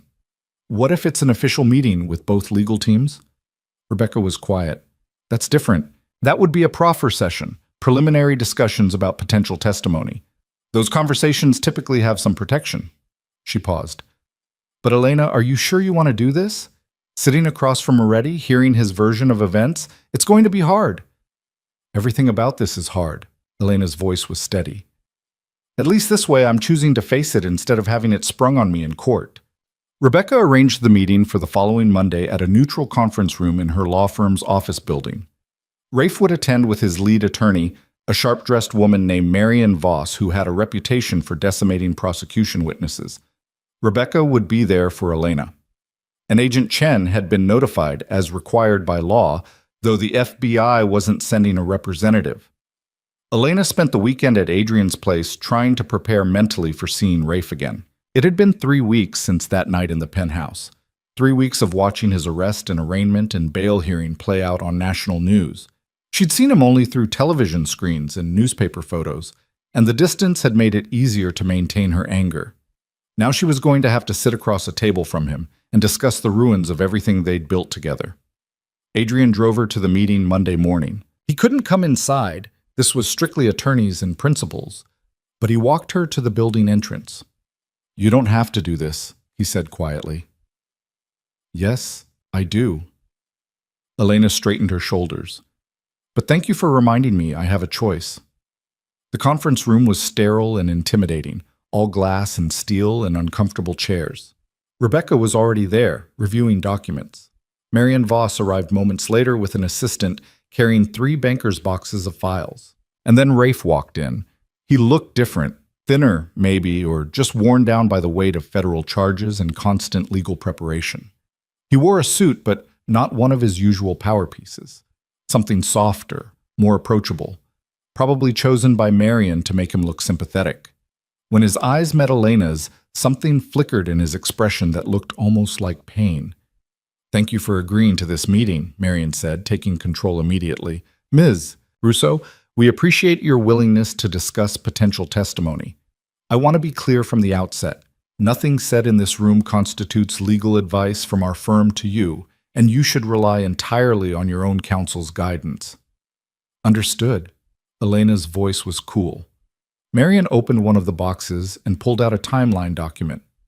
The prosecution's case centers on a series of real estate transactions between 2019 and 2024.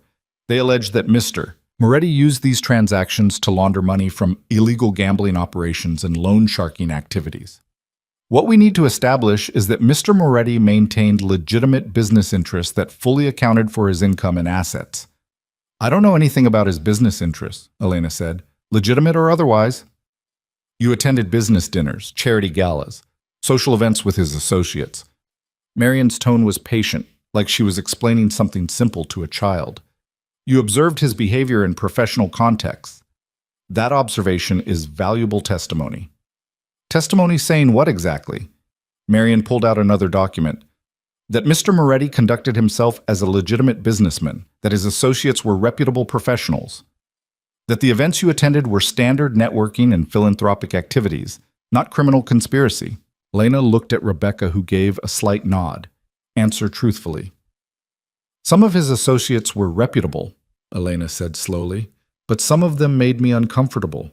Men who talked too loudly about money and power. Women who looked scared of their partners. I didn't ask questions because I learned early in our marriage that Rafe didn't appreciate my opinions about his business relationships. Rafe flinched. Marion's expression didn't change. "Did you ever witness illegal activity at any of these events?" Marion asked. "No." "Did Mr. Moretti ever discuss illegal activities in your presence?" "No." "Did he ever ask you to participate in transactions that seemed questionable or unusual?" "No. He kept me completely separate from his business." Elena met Rafe's eyes directly. "That was the whole problem with our marriage. He kept me separate from everything." Marion made notes. "Ms. Russo, I need you to understand something. The prosecution is going to paint a picture of Mr. Moretti as a criminal who deliberately isolated you to maintain plausible deniability. If you testify that he was distant and secretive, you're supporting their narrative." "I'm not here to support anyone's narrative." Elena's voice hardened. "I'm here to tell the truth. And the truth is that Rafe was distant and secretive. Maybe that was to protect me, or maybe that was just who he is. But either way, it's what happened." Rebecca spoke up for the first time.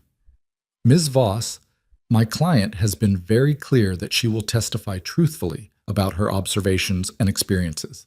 If that testimony doesn't serve your defense strategy, that's not her concern." Marion smiled thinly. "Of course, we're simply trying to understand what her testimony will entail." She turned back to Elena. "Let me ask you this. During your marriage, did you ever lack for financial resources?" "No." "Did Mr. Moretti provide for you generously?" "Financially, yes, but not emotionally." Marion said it like a statement, not a question. "No, not emotionally. And that's why you divorced him." Elena hesitated. This felt like a trap, but she couldn't see the mechanism. "Yes, among other reasons." Marion made another note. "So to be clear, you're divorcing Mr. Moretti not because you discovered criminal activity, but because he failed to meet your emotional needs in the marriage. That's reductive, but essentially accurate." "Thank you. That's helpful context." Marion pulled out another document. "Now, let's discuss specific events. Do you remember a charity gala at the Metropolitan Club in March 2022? The meeting continued for 2 more hours. Marion walked Elena through dozens of events, asking about who attended, what was discussed, how Rafe behaved. Most of it Elena didn't remember clearly. 8 years of identical fundraisers and business dinners had blurred together into a monotonous parade of small talk and forced smiles. But Marion was meticulous, pulling out photos and guest lists and social media posts to jog Elena's memory. Rafe barely spoke. He sat at the end of the table watching Elena with an intensity that made her skin prickle. Occasionally, Marion would ask him to clarify a detail, which associate was which, what business deal was being discussed, but mostly he just watched. Finally, Marion closed her last folder. "I think that gives us a clear picture of Ms. Russo's potential testimony. Rebecca, we'll need to coordinate with your office about timing and preparation." "Understood." Rebecca gathered her own materials. "Elena, we should go." But as Elena stood to leave, Rafe spoke for the first time. "Can I have a moment?" His voice was rough, unused. "Just a moment, with Rebecca present." Marion looked like she wanted to object, but Rebecca nodded slightly. "One moment. I'll be right outside the door."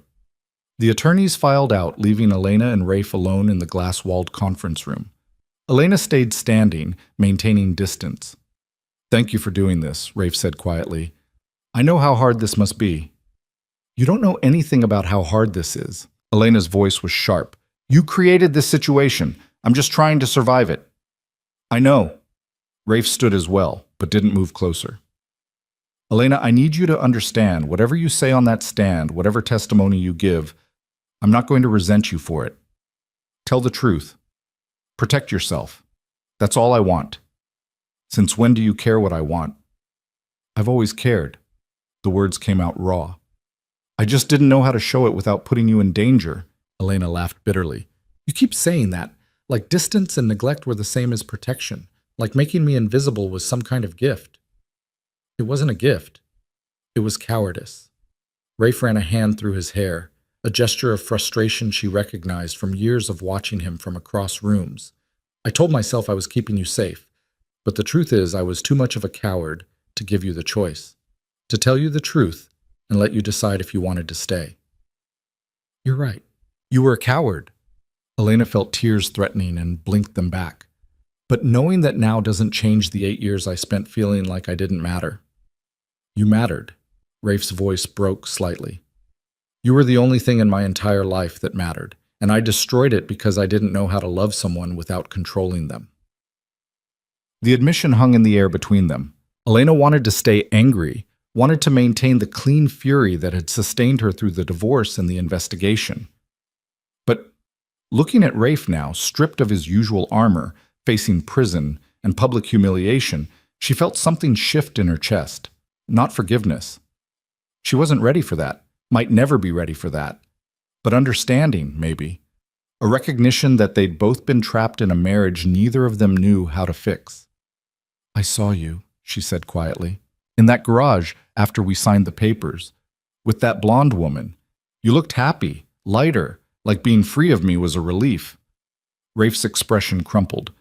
That was Vanessa Chen. She's Marion's associate. She was briefing me about the investigation timeline. He took a shaky breath.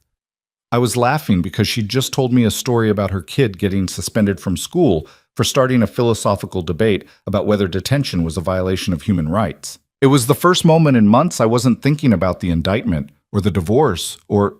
He stopped. And then I saw you, kissing someone else, looking at him the way you used to look at me, back before I ruined everything, and I realized what I'd lost. You didn't lose me, Rafe. You never had me. Elena's voice was steady despite the tears now streaming down her face. You had a wife who was so desperate to be seen that she made herself smaller and smaller trying to fit into the spaces you left open. That's not love. That's not a marriage. That's just two people existing in proximity and calling it a relationship. I know. Rafe's own eyes were wet. And I'm so sorry. For all of it. For every canceled dinner and forgotten anniversary and moment I chose my empire over my wife. I'm sorry, Elena. The door opened. Rebecca stuck her head in. Time's up. Elena, we need to go. Elena nodded, gathering her things with shaking hands. She walked to the door, then paused and looked back at Rafe one more time. I hope you survive this, she said quietly. Not because I forgive you, but because I don't want to spend the rest of my life defined by being the widow of a man who died in prison. I want both of us to have the chance to become something other than this disaster. Then she walked out, leaving Rafe standing alone in the conference room. Adrien was waiting in the parking garage, leaning against his car with 2 coffee cups. He handed one to Elena without asking if she needed it, and she took it gratefully. How bad? He asked. Worse than I expected. Better than I feared. Elena took a long sip of coffee, letting the warmth steady her. His lawyer is going to try to use me to humanize him, make him look like a devoted husband instead of a criminal. Are you okay with that? Elena considered.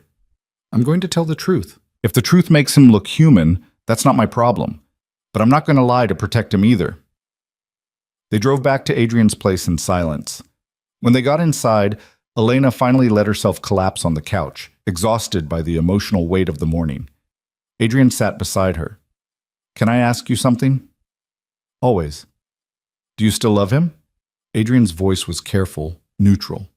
Not whether you want to be with him, just do you still have feelings for him? Elena thought about Rafe's raw apology, about the pain in his eyes when he talked about watching her kiss Adrien, about 8 years of marriage to a man who'd never quite let her in. I don't know, she admitted. I'm angry at him. I'm hurt by him. I'm exhausted by him. But do I still feel something? Maybe. Maybe that's just what happens when you spend 8 years of your life with someone, even if those years were mostly lonely. She turned to look at Adrien directly. Does that answer scare you? Terrifies me. Adrien smiled slightly. But I appreciate the honesty. I don't want to be with Rafe, Elena said firmly. Even if he somehow walks away from this trial a free man, even if he transforms into someone capable of actual emotional presence, we're done. That marriage is over. I'm just not sure all the feelings are over yet. Adrien nodded slowly. Okay, I can work with that. As long as you're honest with me about where your head is. I promise. Elena leaned against him, grateful for his steadiness. Adrien, why are you still here? Really? This is so much more complicated than you signed up for. Because I think you're worth complicated. Adrien put his arm around her shoulders. And because I've spent enough time alone to know that finding someone real, someone who's honest even when it's hard, is rare. So yeah, this is messier than I expected. But I'm not ready to walk away from the possibility of us just because your ex-husband is facing federal charges. Elena kissed him, pouring gratitude and affection and hope into it. When they broke apart, Adrien was smiling. That, he said, is definitely worth complicated. The next 3 weeks passed in a blur of legal preparation and mounting media attention. Rafe's trial date was set for late September, which gave both sides time to build their cases and prepare witnesses. Elena met with Rebecca twice more to go over potential testimony, practicing answers to hostile questions, and learning how to navigate the minefield of cross-examination. The media attention intensified as the trial approached. Tabloids ran speculative pieces about Elena's role in Rafe's empire, complete with photos of her at charity events and wild theories about what she knew and when. One particularly vicious columnist suggested she was complicit in everything and had orchestrated the divorce to escape prosecution. Another painted her as a naive victim of a predatory older man. Neither narrative felt true. Elena was neither complicit nor naive. She was just a woman who'd made the mistake of loving someone who didn't know how to love her back. Adrien's patience started showing cracks around week 2.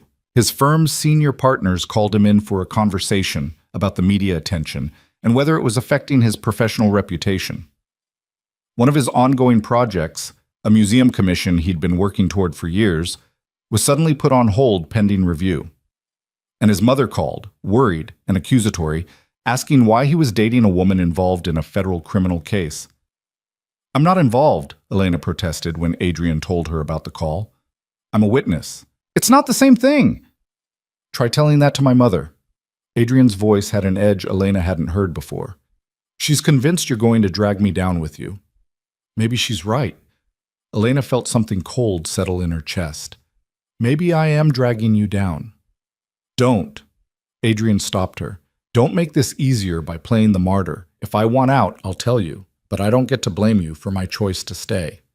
But the strain was there, evident in the way Adrien had started working late at the office, in the careful politeness that had crept into their conversations, in the growing silences that felt less comfortable and more loaded with things unsaid.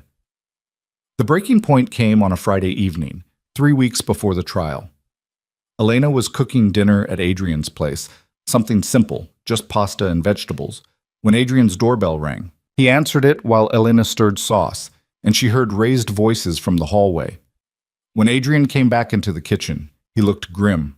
A man followed him, tall, expensive suit, the kind of predatory confidence that made Elena's skin crawl. Miss Russo. The man smiled like a shark. I'm Detective Lawrence Vance. I work with the Organized Crime Task Force investigating Rafael Moretti. Elena's hand tightened on the spoon. I've already spoken with the FBI. I know. I've read your transcript. Vance pulled out a business card and set it on the counter. I'm here to offer you a different option. Elena doesn't have to talk to you without her lawyer present, Adrien said sharply. I'm aware of her rights. Vance's smile didn't waver.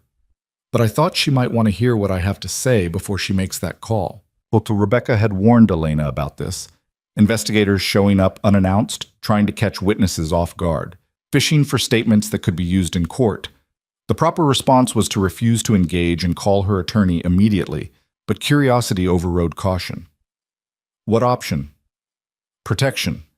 Vance leaned against the counter, casual. Ms. Russo, we know you're planning to testify about your observations during your marriage, but what if I told you we could offer you immunity in exchange for something more substantial? I don't need immunity. I haven't done anything wrong. Not yet. Vance's eyes were cold. But you're aware that federal investigations tend to expand. We're looking at money laundering, racketeering, conspiracy.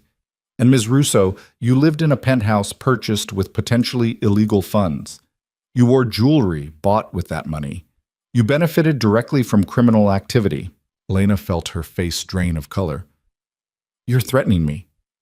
I'm informing you of your legal exposure. Vance straightened. But here's the thing. If you're willing to cooperate more fully to really help us build a comprehensive case against Moretti, we can protect you from any potential charges, full immunity, clean slate. Get out. Adrien's voice was low and dangerous. Get out of my house right now or I'm calling the police. I am the police. Vance didn't move, and I'm offering Miss Russo a lifeline. Think about it carefully before you reject it. After he left, Elena stood frozen in the kitchen, the pasta sauce burning forgotten on the stove. Adrien turned off the burner and moved the pan, then pulled out his phone. I'm calling Rebecca, he said. The call that followed was tense. Rebecca was furious that Vance had approached Elena without going through proper channels, and even more furious that he'd shown up at Adrien's residence. This is intimidation, Rebecca said, her voice sharp over the speakerphone. He's trying to scare you into cooperating beyond your actual legal obligations. Elena, listen to me. You do not need immunity. You haven't committed any crimes. He's fishing, and he's doing it in the most unethical way possible. But what if he's right? Elena's voice was shaking. What if I am legally exposed because I lived in that penthouse and you're not? We've been through this. Benefiting from a spouse's income is not a crime, even if that income was illegally obtained, as long as you had no knowledge of the illegal activity. Rebecca's voice gentled slightly. Elena, this is a pressure tactic. Don't let it work. After the call ended, Elena and Adrien sat in heavy silence. The dinner was ruined, the evening destroyed, and something fundamental had shifted in the space between them. I can't do this anymore, Adrien finally said. Elena felt her heart stop. What? Not us. Not the relationship. Adrien took her hand and his eyes were pained. But I can't keep having my home invaded by federal investigators. I can't keep watching you be threatened and manipulated. I can't keep living in the center of someone else's legal nightmare. I understand. Elena pulled her hand back, trying to maintain dignity even as her chest cracked open. I'll pack my things. Elena, wait. No, you're right. She stood, needing movement to keep from falling apart. This isn't fair to you. It was never fair to you. You deserve a normal life with someone who isn't drowning in their ex-husband's federal charges. She went to the guest room and started throwing her belongings into her suitcase. Adrien followed, leaning in the doorway. I'm not breaking up with you, he said quietly. Elena stopped packing. Then what are you doing? I'm asking for space, distance. Not forever, but for now. Adrien's voice was rough. Elena, I care about you. A lot. But I'm also watching my professional reputation crumble and my personal life get invaded by investigators, and I need some breathing room to figure out if I can actually handle this long term. It was honest. It was fair. It also felt like a slow-motion goodbye. How much space? Elena asked. I don't know. Through the trial, at least. Well, let's let things settle. Let the media attention die down, and then we can figure out what comes next. Adrien stepped into the room. I'm not asking you to wait for me. If you meet someone else, if you move on, I'll understand. But I'm also not ready to completely let go. Elena nodded, not trusting her voice. She finished packing in silence while Adrien watched, and when she was done, he carried her suitcase to her car. Where will you go? He asked. My apartment, I guess. Face the reporters. Elena tried to smile. I can't hide forever. Adrien kissed her forehead, gentle and sad. For what it's worth, I really hoped this would work out differently. Me too. Elena drove back to her apartment in the dark, and when she pulled into her parking garage, the reporters were gone. The media had apparently moved on to other scandals, other stories. Her 15 minutes of tabloid fame had expired. She let herself into her quiet apartment and set her suitcase down in the entryway. The space felt smaller than she remembered, emptier. She'd been gone for nearly a month, and coming back felt like returning to a life that didn't quite fit anymore. Her phone buzzed with a text from an unknown number. Despite her better judgment, she opened it. I heard Vance came to see you. Don't believe his threats. You're not in any legal danger. My lawyers can confirm if you need them to. Stay strong. R. Elena stared at the message, fury and exhaustion warring in her chest. Even now, even from the center of his own destruction, Rafe was trying to manage her, to control the situation, to insert himself into her life. She blocked the number and turned off her phone. Then she sat in her dark apartment and cried for everything she'd lost: her marriage, her privacy, her chance with Adrien, and the simple, quiet life she'd been trying to build for herself before Rafe's empire came crashing down and buried her in the rubble. The trial was 3 weeks away. 3 weeks until she'd have to sit on a witness stand and answer questions about a marriage she'd spent 8 years trying to escape. 3 weeks until both sides would try to use her words as weapons against each other. 3 weeks until whatever fragile peace she'd managed to build would be destroyed all over again. Elena wiped her eyes and stood up. She couldn't control what happened in that courtroom, couldn't control what the prosecution or defense asked her or how her testimony would be used, couldn't control whether Adrien would come back or whether the media would feast on her words or whether Rafe would be convicted or acquitted. But she could control how she faced it, with honesty, with dignity, with the truth, even when the truth was complicated and messy and didn't serve anyone's narrative. She'd survived 8 years of invisibility. She could survive this too. The first night back in her apartment, Elena couldn't sleep. She lay in her own bed, smaller and less comfortable than Adrien's guest room, and listened to the sounds of the city filtering through her windows. Car horns, distant sirens, the hum of air conditioning units, all the ambient noise of life continuing around her while hers felt suspended in legal limbo. At 3 in the morning, she gave up on sleep and made tea. The kitchen was still half unpacked from when she'd moved in months ago, boxes of dishes she'd never bothered to unpack stacked against one wall. She told herself she was waiting to settle in properly, but the truth was, this apartment had never felt like home.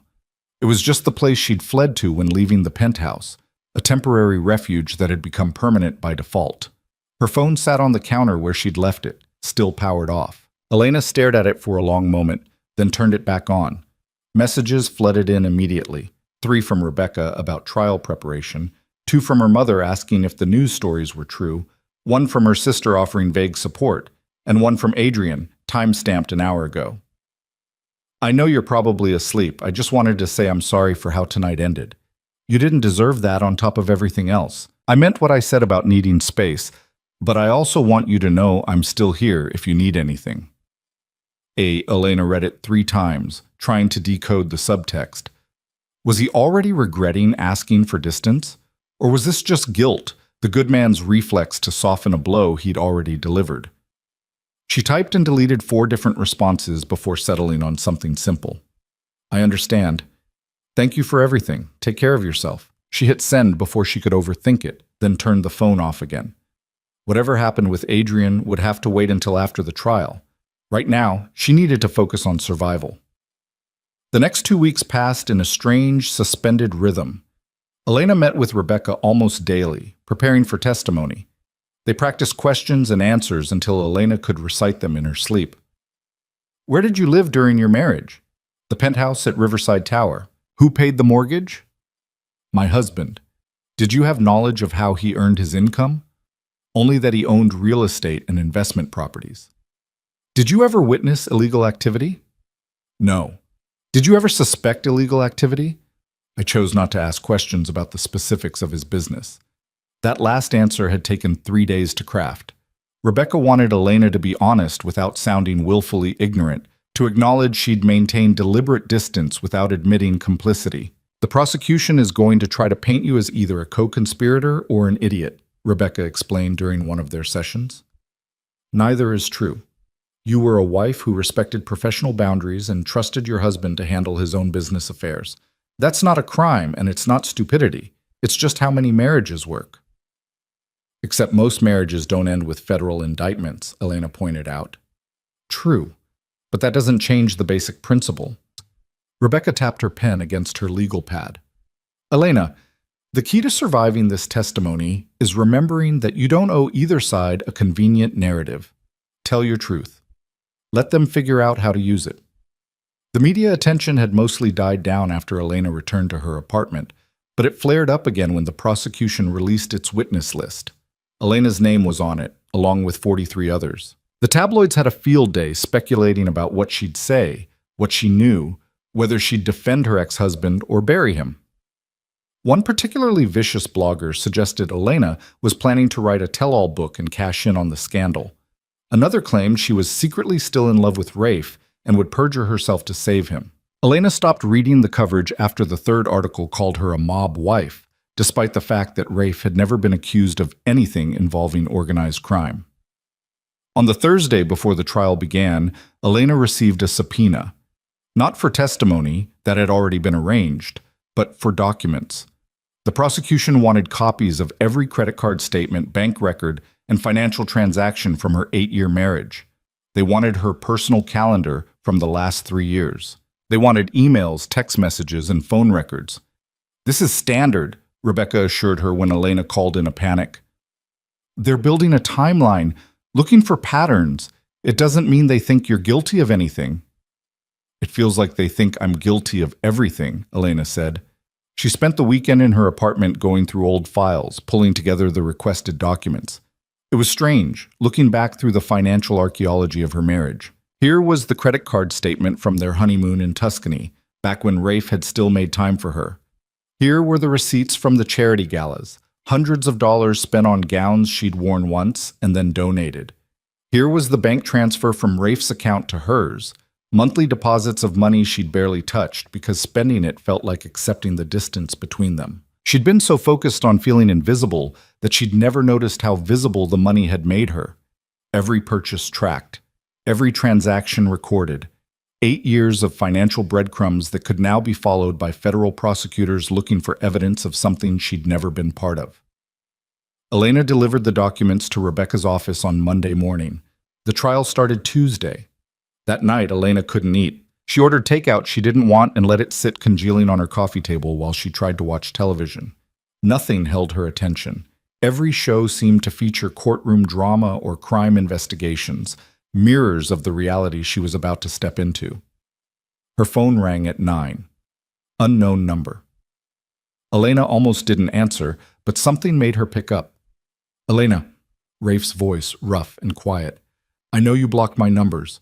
I'm calling from Marion's phone. Don't hang up. I don't want to talk to you." But Elena didn't hang up either. "I just wanted to tell you something before tomorrow. Before the trial starts and everything becomes public record." Rafe took a breath.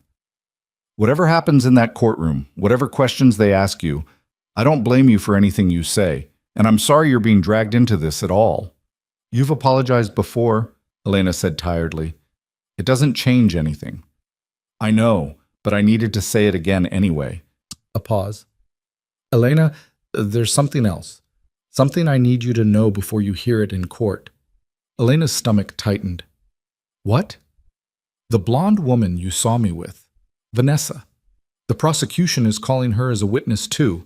They're going to try to suggest we were having an affair, that I divorced you to be with her." Rafe's voice was strained. "It's not true. It's never been true. But they're going to imply it anyway, and I didn't want you to be blindsided." Elena felt something cold settle in her chest. "Were you having an affair?" "No, never. She's Marion's associate, and she's married with 2 kids, and there's never been anything between us." Rafe sounded desperate for her to believe him. "But we were photographed together several times during the investigation, and the prosecution is going to twist that into something it wasn't." "Why are you telling me this?" Elena asked. "Because I don't want you to think—" Rafe stopped. "Because even though our marriage is over, even though I destroyed it, I still care what you think of me. And I don't want you sitting in that courtroom tomorrow hearing lies about why we divorced." Elena was quiet for a long moment. "We divorced because you were never really married to me, Rafe. You were married to your empire and your control and your need to keep everything compartmentalized. Whether you were sleeping with someone else is almost irrelevant." "I know." His voice was barely a whisper. "But I wasn't, for what it's worth." "It's worth something," Elena admitted. "Not enough to change anything, but something." After she hung up, Elena sat in the dark apartment trying to process. Tomorrow, she'd walk into a federal courthouse and sit in a witness box. Both sides would ask her questions designed to serve their narratives. The media would dissect every word, and somewhere in that courtroom, Rafe would be watching, hearing the truth about how completely he'd failed at the one relationship that should have mattered most. She didn't sleep that night either. Instead, she sat up until dawn, rehearsing answers and trying to prepare herself for the moment when her private pain would become public record. The courthouse was a maze of marble and security checkpoints. Elena arrived at 8:30, escorted by Rebecca through a side entrance to avoid the media circus at the front steps. The prosecution had agreed to call her early in their case, which meant she'd testify today and be done. No waiting, no extended agony. The witness waiting room was small and uncomfortable. Elena sat alone, reviewing her notes one more time, while Rebecca made phone calls in the hallway. At 9:15, a bailiff appeared. "Ms. Russo, they're ready for you." The courtroom was larger than Elena expected, packed with reporters and spectators and people whose faces she vaguely recognized from charity events years ago. The jury box held 12 solemn faces. The judge, a stern woman in her 60s, sat elevated at the front. And at the defense table, flanked by Marion Voss and two other attorneys, was Rafe. He looked up as Elena entered, and their eyes met across the room. He looked tired, older, stripped of the confident armor she'd known for 8 years. He looked human in a way he never had before, and it made Elena's chest ache despite everything. The prosecution attorney, a sharp-faced man named Andrew Kellerman, stood as Elena was sworn in. She placed her hand on the Bible, swore to tell the truth, and sat in the witness box with her heart hammering against her ribs. "Good morning, Ms. Russo," Kellerman began, his voice professionally pleasant. "Thank you for being here today." Elena nodded, not trusting her voice yet. "Let's start with some basic background. You were married to the defendant, Rafael Moretti, for 8 years. Is that correct? Yes? And you filed for divorce approximately 4 months ago? Yes. Can you describe the nature of your relationship with Mr. Moretti? During your marriage? Elena took a breath, choosing her words carefully. Distant. He was frequently absent for work. We didn't spend much time together. Did he discuss his work with you? No. He kept his professional life very separate from our personal life. Separate enough that you had no knowledge of his business activities? Rebecca had warned her this question would come. I knew he owned real estate and investment properties. I knew he was successful. I didn't know the specifics of individual deals or transactions. Kellerman nodded, making a note. Ms. Russo, during your marriage, did you live in a penthouse apartment at Riverside Tower? Yes. And that property was purchased by Mr. Moretti in 2018 for approximately $12 million, is that correct? I don't know the exact purchase price, Elena kept her voice steady. But yes, he owned the penthouse. Did you ever question where he got the money to afford such an expensive property? He told me it was from his real estate investments. I had no reason to doubt him. You had no reason to doubt him, Kellerman repeated, skepticism clear in his tone. Ms. Russo, you're asking this jury to believe that you lived in a $12 million apartment, wore designer clothes, attended exclusive events, and never once wondered if your husband's wealth came from illegal sources. Rebecca stood immediately. Objection. Argumentative. Sustained. The judge looked at Kellerman over her glasses. Ask questions, counselor. Save the speeches for closing arguments. Kellerman adjusted his approach. Miss Russo, did you ever meet any of Mr. Moretti's business associates? Yes, at social events and charity functions. Can you describe these associates? Elena thought carefully.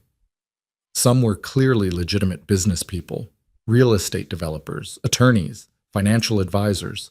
Others were less clear about what they did. They talked vaguely about opportunities and investments without specific details. And did these vague discussions concern you? Sometimes. Elena met Kellerman's eyes. But when I asked Rafe about specific people, he told me they were professional contacts and I should focus on being a good hostess rather than interrogating his guests. A murmur ran through the courtroom. Rafe's face was unreadable. Kellerman pulled out a photograph. Ms. Russo, I'm showing you what's been marked as Exhibit 47. Can you identify the people in this photograph? Elena looked at the image, a charity gala from 2 years ago. She recognized herself in a red gown, standing next to Rafe. Beside them was a heavy-set man with cold eyes who'd made her uncomfortable all evening. That's me and Rafe. The other man is Vincent Caruso. He was at several events we attended. Did Mr. Moretti tell you anything about Mr. Caruso? He said Caruso was a business partner, real estate development, I think. And did you know that Vincent Caruso has been convicted of money laundering and is currently serving a federal sentence? Elena felt her face drain. No, I didn't know that. Kellerman pulled out another photo. How about this man? Exhibit 51. Marcus, something Torres, maybe? He was at our New Year's party 2 years ago. Marcus Torres, also convicted of racketeering, currently awaiting sentencing. Kellerman's voice was relentless. Ms. Russo, you're telling this jury you had no idea your husband was associating with convicted criminals? I knew some of his associates made me uncomfortable. Elena's voice was shaking now. But no, I didn't know they were criminals. Rafe never told me that. Convenient, Kellerman said softly. Objection.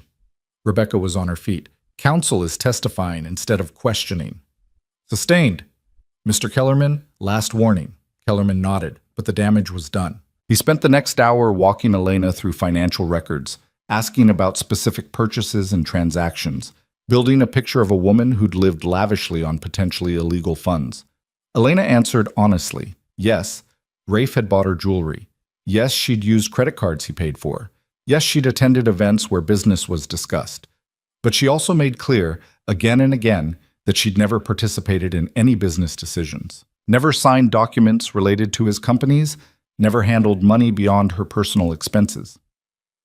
Ms. Russo, Kellerman finally said, you're asking this jury to believe you were married to Mr. Moretti for 8 years, lived in his home, spent his money, met his associates, and somehow remained completely ignorant of his criminal activities.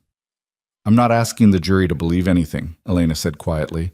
I'm just telling the truth. Rafe kept me separate from his business, deliberately, completely. Whether that was to protect me or to protect himself, I don't know. But I wasn't part of it. Kellerman looked like he wanted to argue further, but instead he nodded. No further questions. Rebecca stood for redirect. Ms. Russo, you mentioned that your husband kept you deliberately separate from his business. Can you explain what you mean by that? Elena gathered her thoughts. Rafe maintained very strict boundaries. He had a home office I wasn't allowed to enter. He took phone calls in private. When business associates came to the penthouse, I was expected to serve drinks and make conversation, but if discussions turned to actual business, he'd move everyone to his office. I was kept decorative, not operational. And how did that make you feel? Invisible. Elena's voice broke slightly. Like I was a prop in his life instead of a partner. Is that why you filed for divorce? Yes.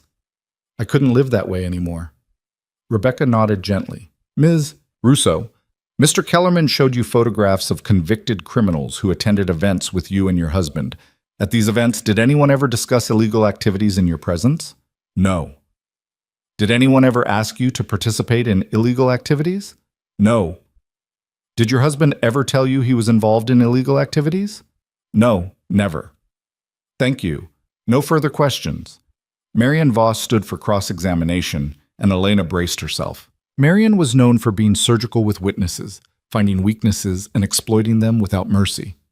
Ms. Russo, Marion began, her voice surprisingly gentle. You loved your husband when you married him, didn't you? Elena was thrown by the question. Yes. And you wanted the marriage to work? Yes. So when he kept you separate from his business, when he maintained these boundaries you described, you didn't push back because you wanted to respect his professional life. Partly, Elena saw where this was going. But also because when I did ask questions, he shut me down. Shut you down how? He'd tell me it was complicated, that I wouldn't understand, that I should trust him to handle things. Elena's voice hardened. He made it clear my job was to be his wife, not his business partner. Marion nodded. Ms. Russo, you testified that you attended charity events with your husband. Did he donate substantial amounts to these charities? Yes. Hundreds of thousands of dollars? I believe so. Did these donations seem to you like the actions of a criminal? Rebecca stood. Objection. Calls for speculation about Mr. Moretti's state of mind. Sustained, Marion rephrased. Miss Russo, did you ever witness Mr. Moretti engage in charitable activities that seemed genuine rather than calculated? Elena thought carefully. Yes, he funded a scholarship program for underprivileged students. He never publicized it or took credit. I only knew because I handled the thank you notes from recipients. So, to your knowledge, your husband engaged in legitimate charitable work? Yes. And to your knowledge, he maintained legitimate business interests in real estate and investment? Yes. And to your knowledge, he never asked you to lie, hide evidence, or participate in illegal activities? That's correct? Marion looked satisfied. No further questions.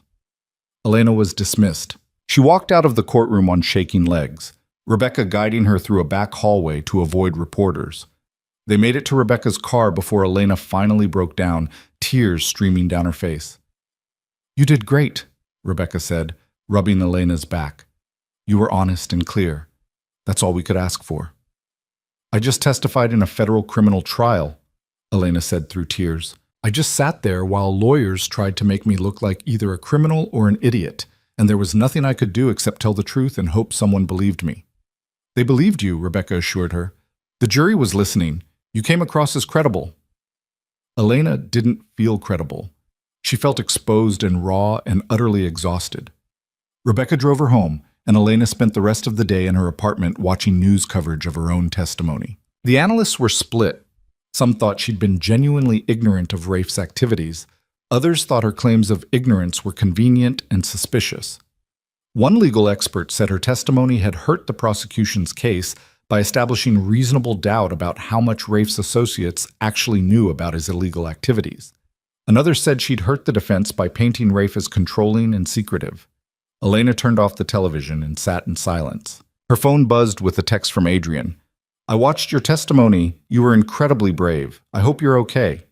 Elena stared at the message for a long moment before responding. Thank you. Not sure about brave, but it's done. That's brave enough. Take care of yourself.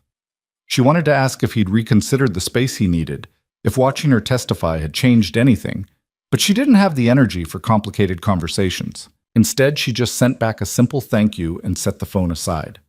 That night, Elena's doorbell rang at 10 p.m. She checked the peephole and saw someone she didn't recognize, a man in his 60s wearing a casual jacket and looking uncomfortable. Miss Russo? He called through the door. I'm Thomas Gray. I drive for Mr. Moretti. Can I speak with you for just a moment? Elena hesitated, then opened the door with the chain still attached. What do you want? Mr. Moretti asked me to deliver something to you. Thomas held up a large envelope. He said to tell you it's not a message or a letter, just documents he thought you should have. No strings attached. I don't want anything from him. I understand. Thomas set the envelope down outside her door. But ma'am, if I may, I've driven for Mr. Moretti for 15 years. I've seen a lot of people come and go in his life, and I've never seen him look at anyone the way he looked at you in that courtroom today. Elena felt tears prick her eyes. That doesn't change anything. Maybe not. But some things are worth knowing anyway. Thomas tipped his head respectfully. Take care, Ms. Russo. After he left, Elena stared at the envelope for a long time before finally bringing it inside.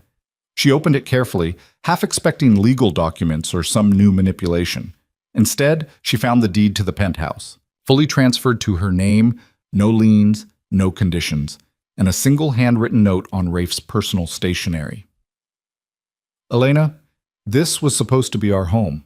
It never was, not really, but it's yours now, free and clear. Do with it what you want. Sell it, rent it, turn it into something good. I don't care. I just want you to have something that's completely yours, with no connection to me or my mess. I'm not asking for forgiveness or reconciliation. I'm just trying to give you back something I took away. Your freedom to choose. Whatever happens with the trial, whatever happens to me, I hope you find the life you deserve, the one I was too broken to give you. Elena read the note 3 times, then looked at the deed. $12 million worth of real estate, transferred to her without conditions.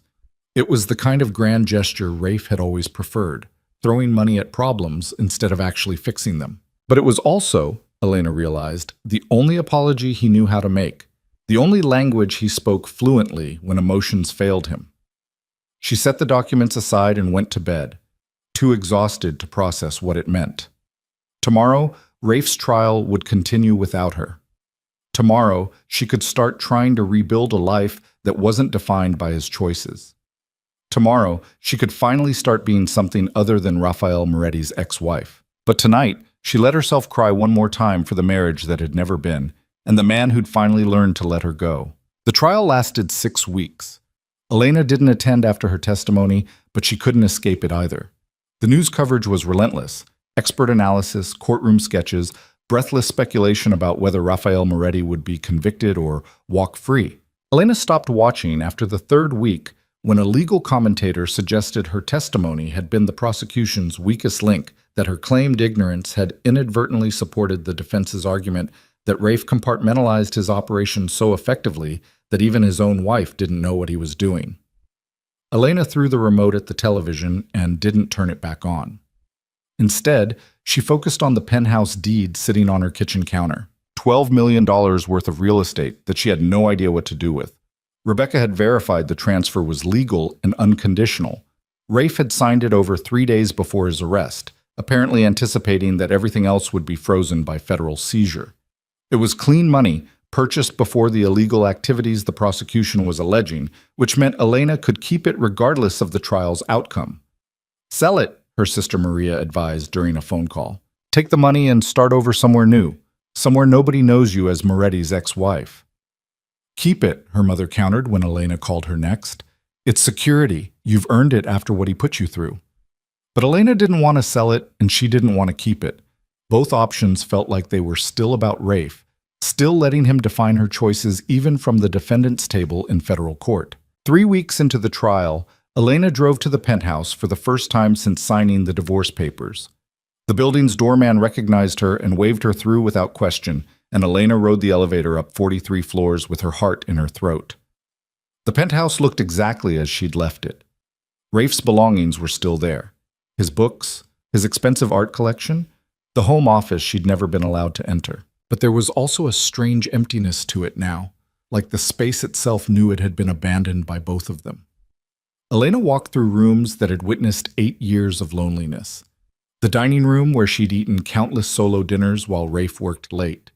The bedroom where they'd slept beside each other like polite strangers. The balcony where she'd stood so many nights watching the city lights and wondering if this was all her life would ever be. She found herself in Rafe's office.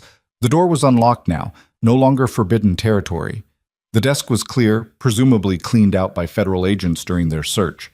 But the bookshelves remained filled with business journals and legal texts and, surprisingly, novels. Elena pulled one out and found Rafe's handwriting in the margins, notes and reactions to passages about love and loss and the cost of ambition. He'd been human here, in this private space she'd never been allowed to see. Vulnerable in ways he'd never shown her during their marriage. Elena set the book down and walked back to the main living area. Floor-to-ceiling windows overlooked the city, and she stood there imagining different possibilities. This space, with its obscene square footage and its history of isolation, could become something else, something that mattered. The idea took root slowly, growing clearer over the following days. Elena researched transitional housing programs, spoke with nonprofit directors, consulted with architects about converting luxury space into functional living quarters. And slowly, a vision emerged. The penthouse could house 12 women, survivors of domestic violence, women escaping dangerous situations, women who needed safety and stability while they rebuilt their lives. It could provide 6 months of free housing, job training, counseling services. It could transform the symbol of Elena's loneliest years into a place where other women found freedom. It was perfect, it was right, and it was entirely hers to choose.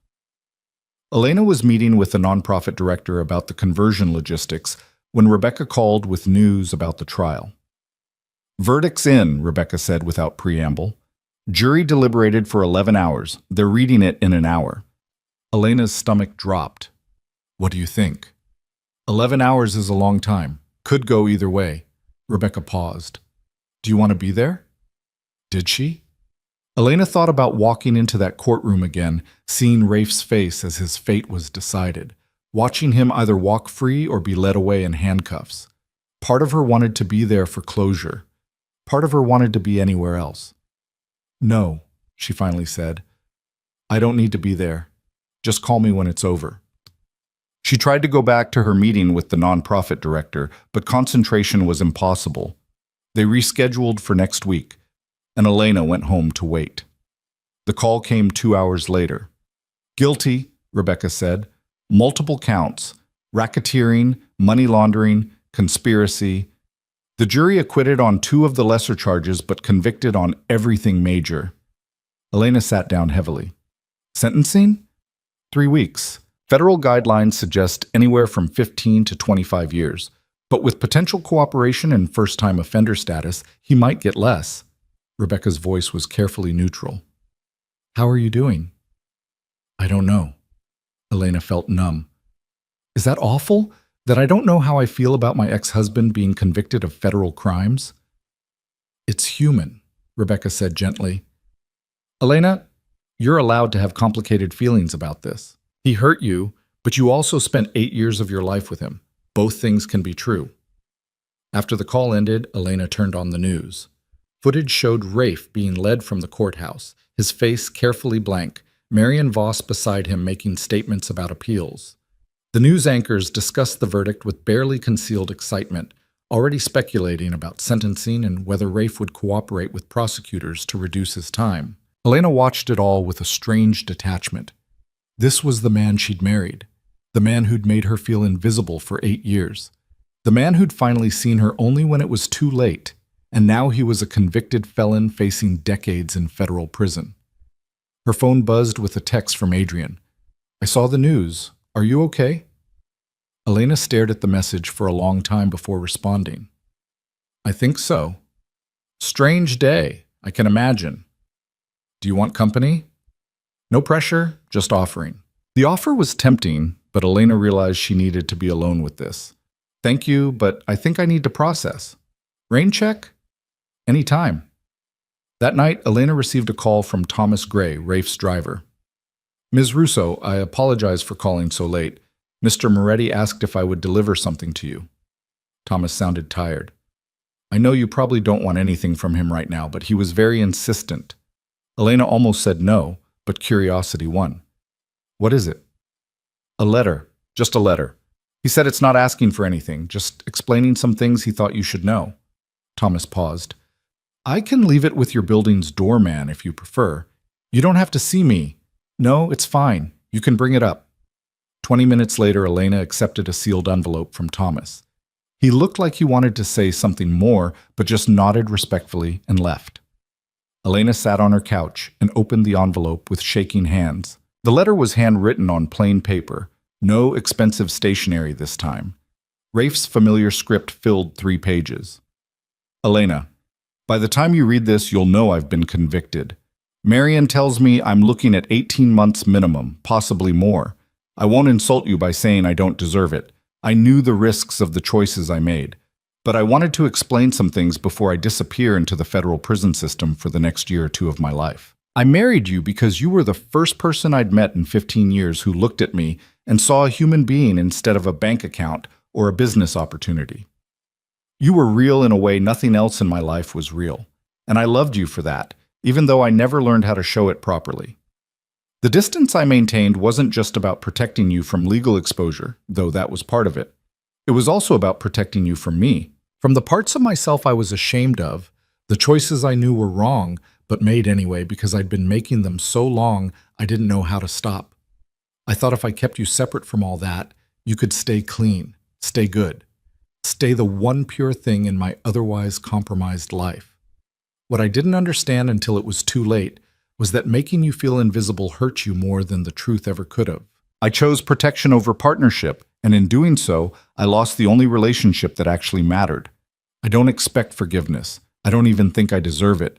But I wanted you to know that these last few months, watching you walk away, watching you choose yourself, watching you become visible again, have been both the most painful and the most important of my life.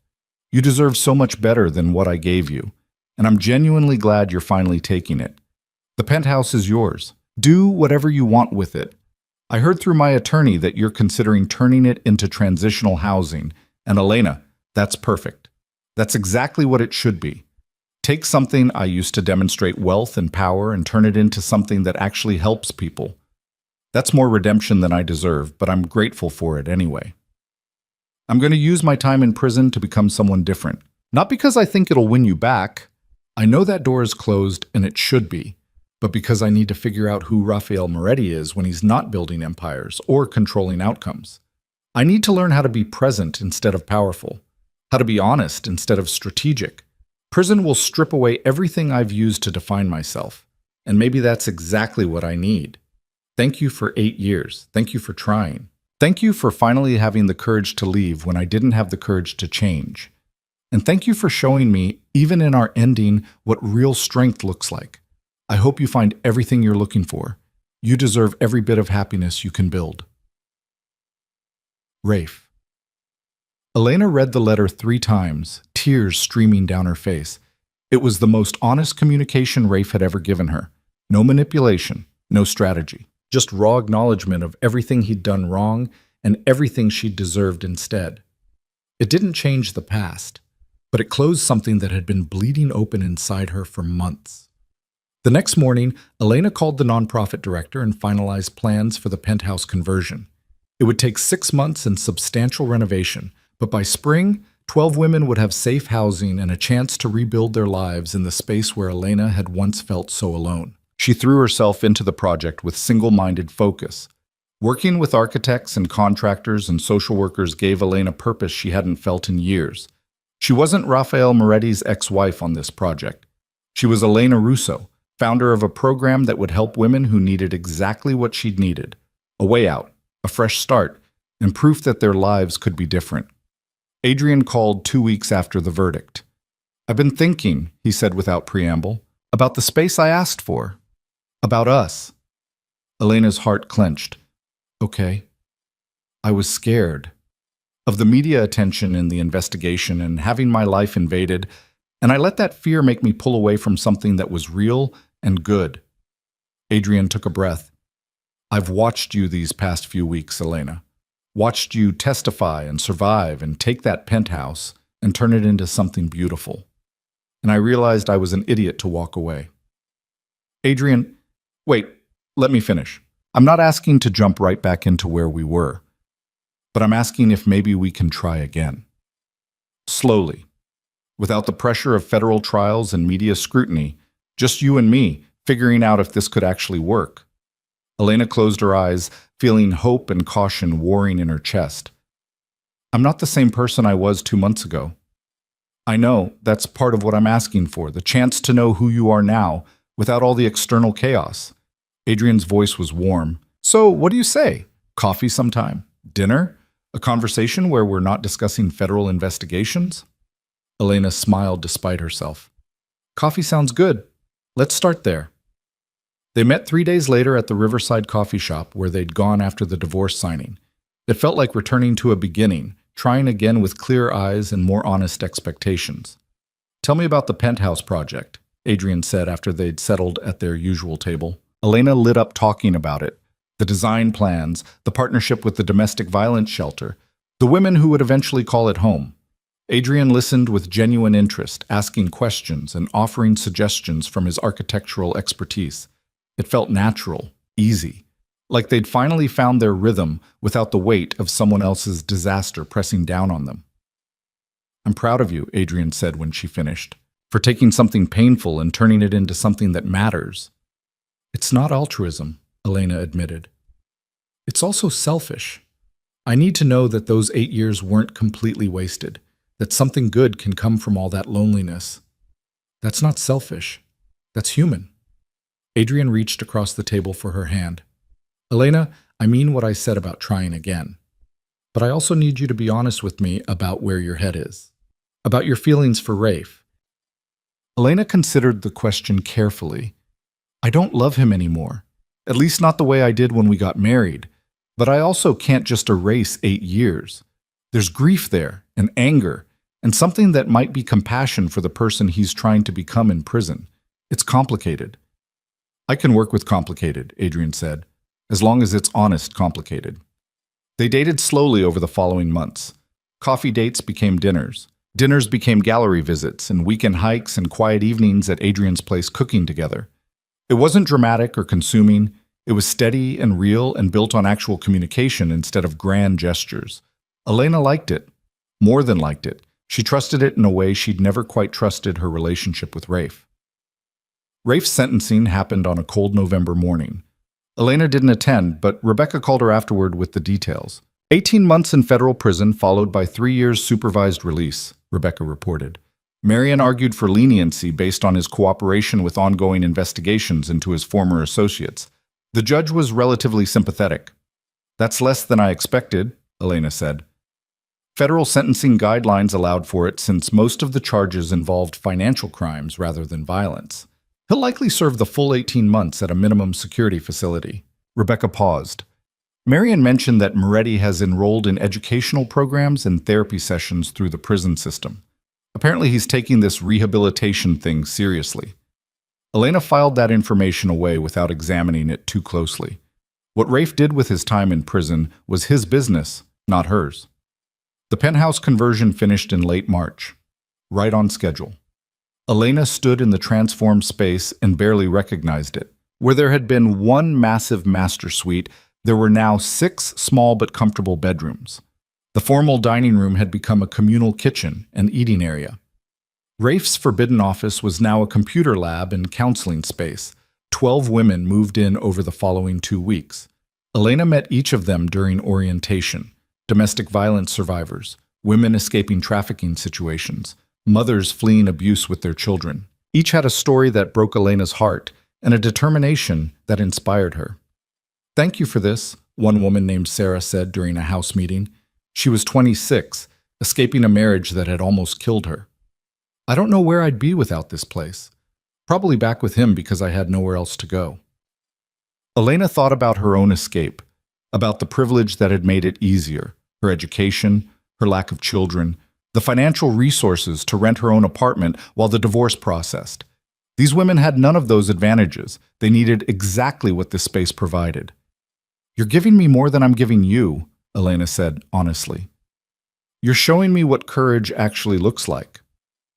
Adrien helped Elena organize a fundraiser to support the program's ongoing operations. His architecture firm donated services for future expansions. His contacts in the nonprofit world opened doors Elena hadn't known existed. "You're good at this," he told her one evening while they reviewed grant applications. "At building something that matters." "I'm learning," Elena said. "It turns out being invisible for 8 years taught me to see other people who feel invisible. That's worth something." 6 months into Rafe's sentence, Elena received another letter forwarded through Thomas Gray. She almost didn't open it, but curiosity won again. "Elena, I don't expect you to respond to this. I'm writing more for myself than for you, trying to practice the kind of honest communication my therapist keeps telling me I avoided for decades. Prison is exactly as bad as you'd imagine, and also nothing like I expected. The physical discomfort is manageable. The loss of control and autonomy is harder. But the hardest part is having nothing to do except think about the choices that brought me here. I've started teaching a financial literacy class to other inmates. It's basic stuff: budgeting, understanding credit, avoiding predatory loans, teaching men who made similar mistakes to mine how to build legitimate lives when they get out. It's not redemption, but it's something." My therapist asked me what I learned from our marriage. I told her I learned that love isn't about control, that partnership requires vulnerability. I was never willing to risk. That making someone feel invisible because you're afraid of being seen yourself is cowardice, not protection. She asked if I'd do anything differently if I had the chance. I said everything. I'd do everything differently. I'd tell you the truth from the beginning. I'd let you choose whether to stay with full knowledge of who I was. I'd show up for dinners and anniversaries and all the small moments I thought didn't matter, but turned out to be the only things that did. I heard about the penthouse program. Thomas sends me updates, probably more than I deserve. He told me 12 women are living there now, rebuilding their lives in the space where I destroyed mine. That feels right. That feels like the universe correcting a mistake. I have 14 months left on my sentence. When I get out, I'm not going to contact you. I'm not going to show up asking for second chances or trying to insert myself back into your life. You've moved on, and you should. You deserve someone who knows how to actually love you, not someone who's still learning basic emotional literacy at 46 years old. But I wanted you to know that I'm trying, not for you, for myself, trying to become someone who could have deserved you in the first place. I hope you're happy, Elena. I hope you're building a life that makes you visible in all the ways I never did. Our Elena folded the letter carefully and put it in a drawer with the previous one. She didn't respond. Didn't need to. Rafe was working on himself, and that was good, but it was also no longer her concern. Her concern was the fundraiser next week, and the 2 new women moving into the penthouse, and the grant proposal she was writing to expand the program to a second location. Her concern was Adrien, who'd become a genuine partner in ways Rafe never had, supporting her work while building his own career without either of them getting lost in the other's shadow. Her concern was her own life, finally, completely. Elena's divorce was finalized 10 months after Rafe's sentencing. The judge signed the papers without drama or ceremony, and just like that, 8 years of marriage were legally dissolved. Elena celebrated by taking Adrien to dinner at an expensive restaurant she'd never been to with Rafe. "To new beginnings," Adrien toasted, raising his wine glass. "To choosing yourself," Elena countered, clinking her glass against his.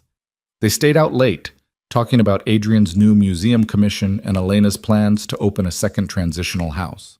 They talked about taking a vacation together, maybe Italy or Greece, somewhere neither of them had been before. They talked about the future in concrete terms instead of careful hypotheticals. When Adrien drove Elena home that night, he walked her to her apartment door like he always did. "I have something to ask you," he said, suddenly serious.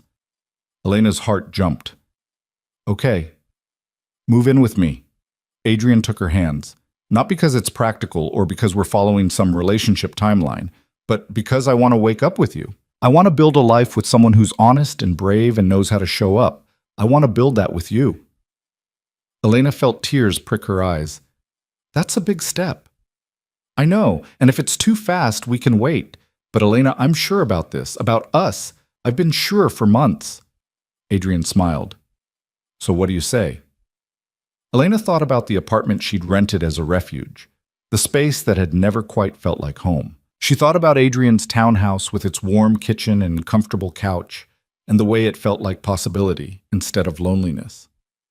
"Yes," she said. "Yes, I want to build that with you." They moved her belongings over the following month, and Elena found herself creating a home for the first time in years. Not a showpiece, not a refuge. Just a place where 2 people who'd chosen each other could build something real. Rafe was released from federal prison on a Tuesday morning in early June.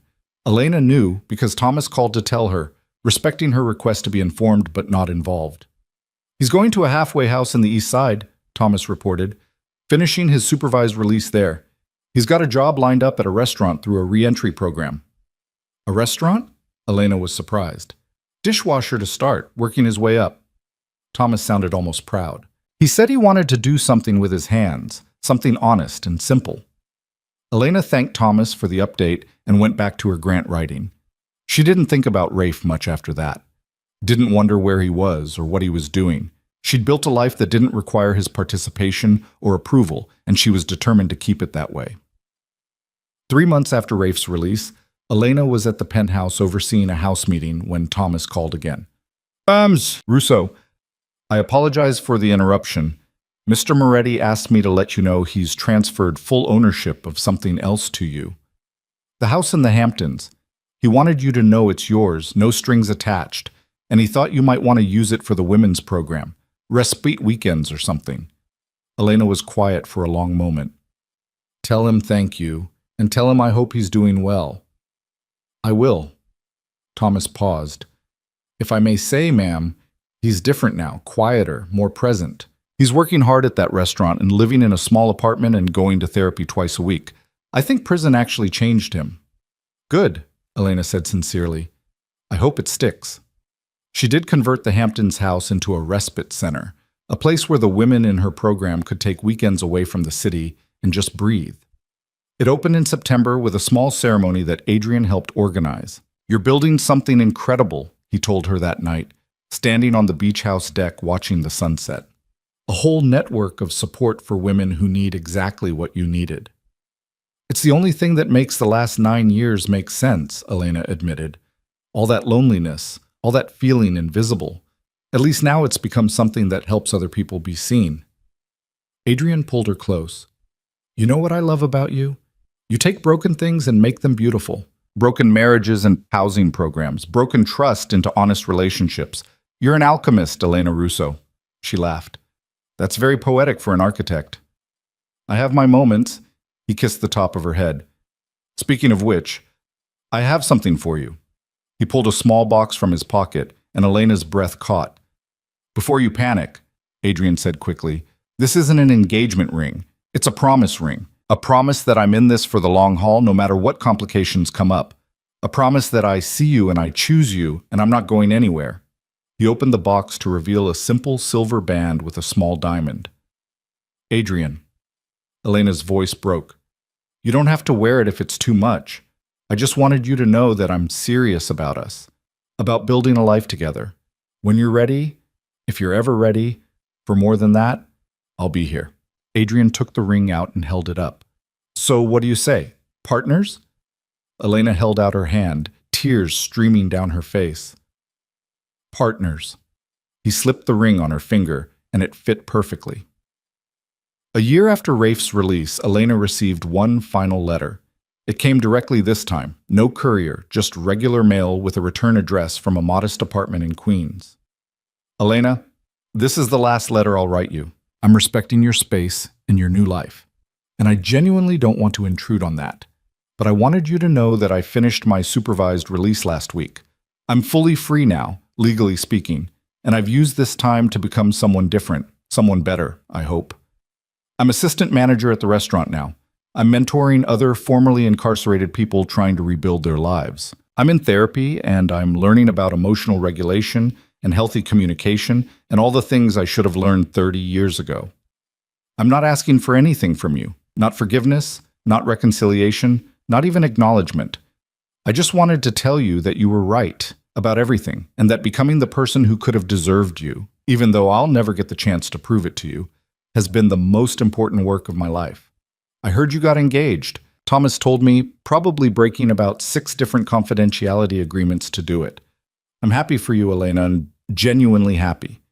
You deserve someone who knows how to show up from the beginning, not someone who had to lose everything to learn basic human decency.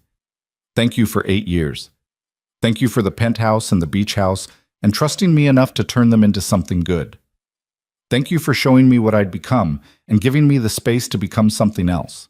I hope you have a beautiful wedding and a beautiful life. I hope you're never invisible again. Live well, Elena. You've earned it. Rafe. Elena read the letter twice, then showed it to Adrien. How do you feel about that? Adrien asked carefully. Relieved, Elena said honestly. It's closure, real closure. He's letting me go completely. Good. Adrien kissed her forehead. You deserve to be let go, to just exist without his shadow hanging over everything. Elena folded the letter and put it in the drawer with the others. Part of her history, but not her present, not her future. 3 months later, Elena and Adrien got married in a small ceremony on the beach in front of the respite house.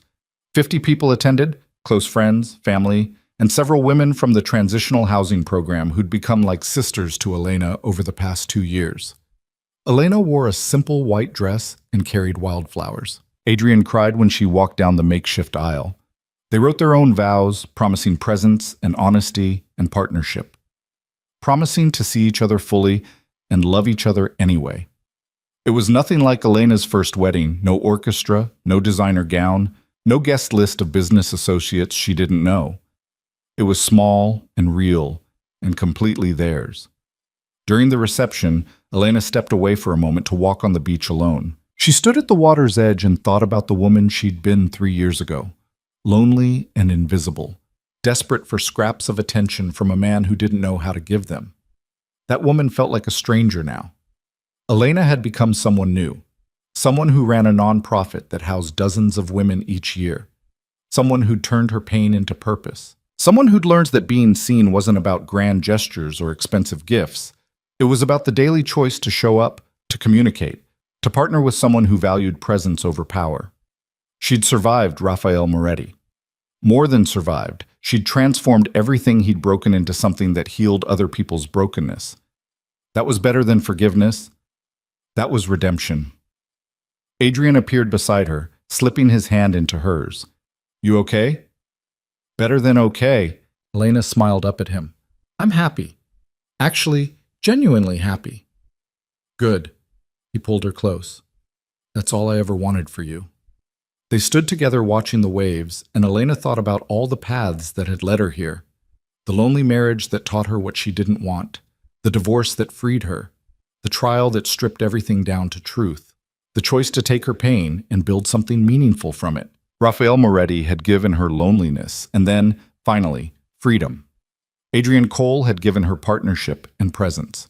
But the most important gift had come from herself, the courage to choose visibility, to demand more, to become someone who wouldn't settle for anything less than being fully, completely seen.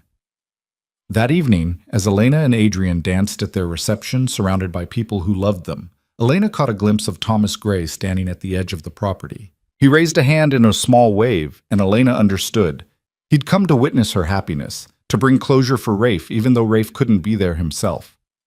Elena waved back, a gesture of acknowledgement and goodbye. Then she turned back to Adrien, to her new marriage, to the life she'd built from the ashes of her old one.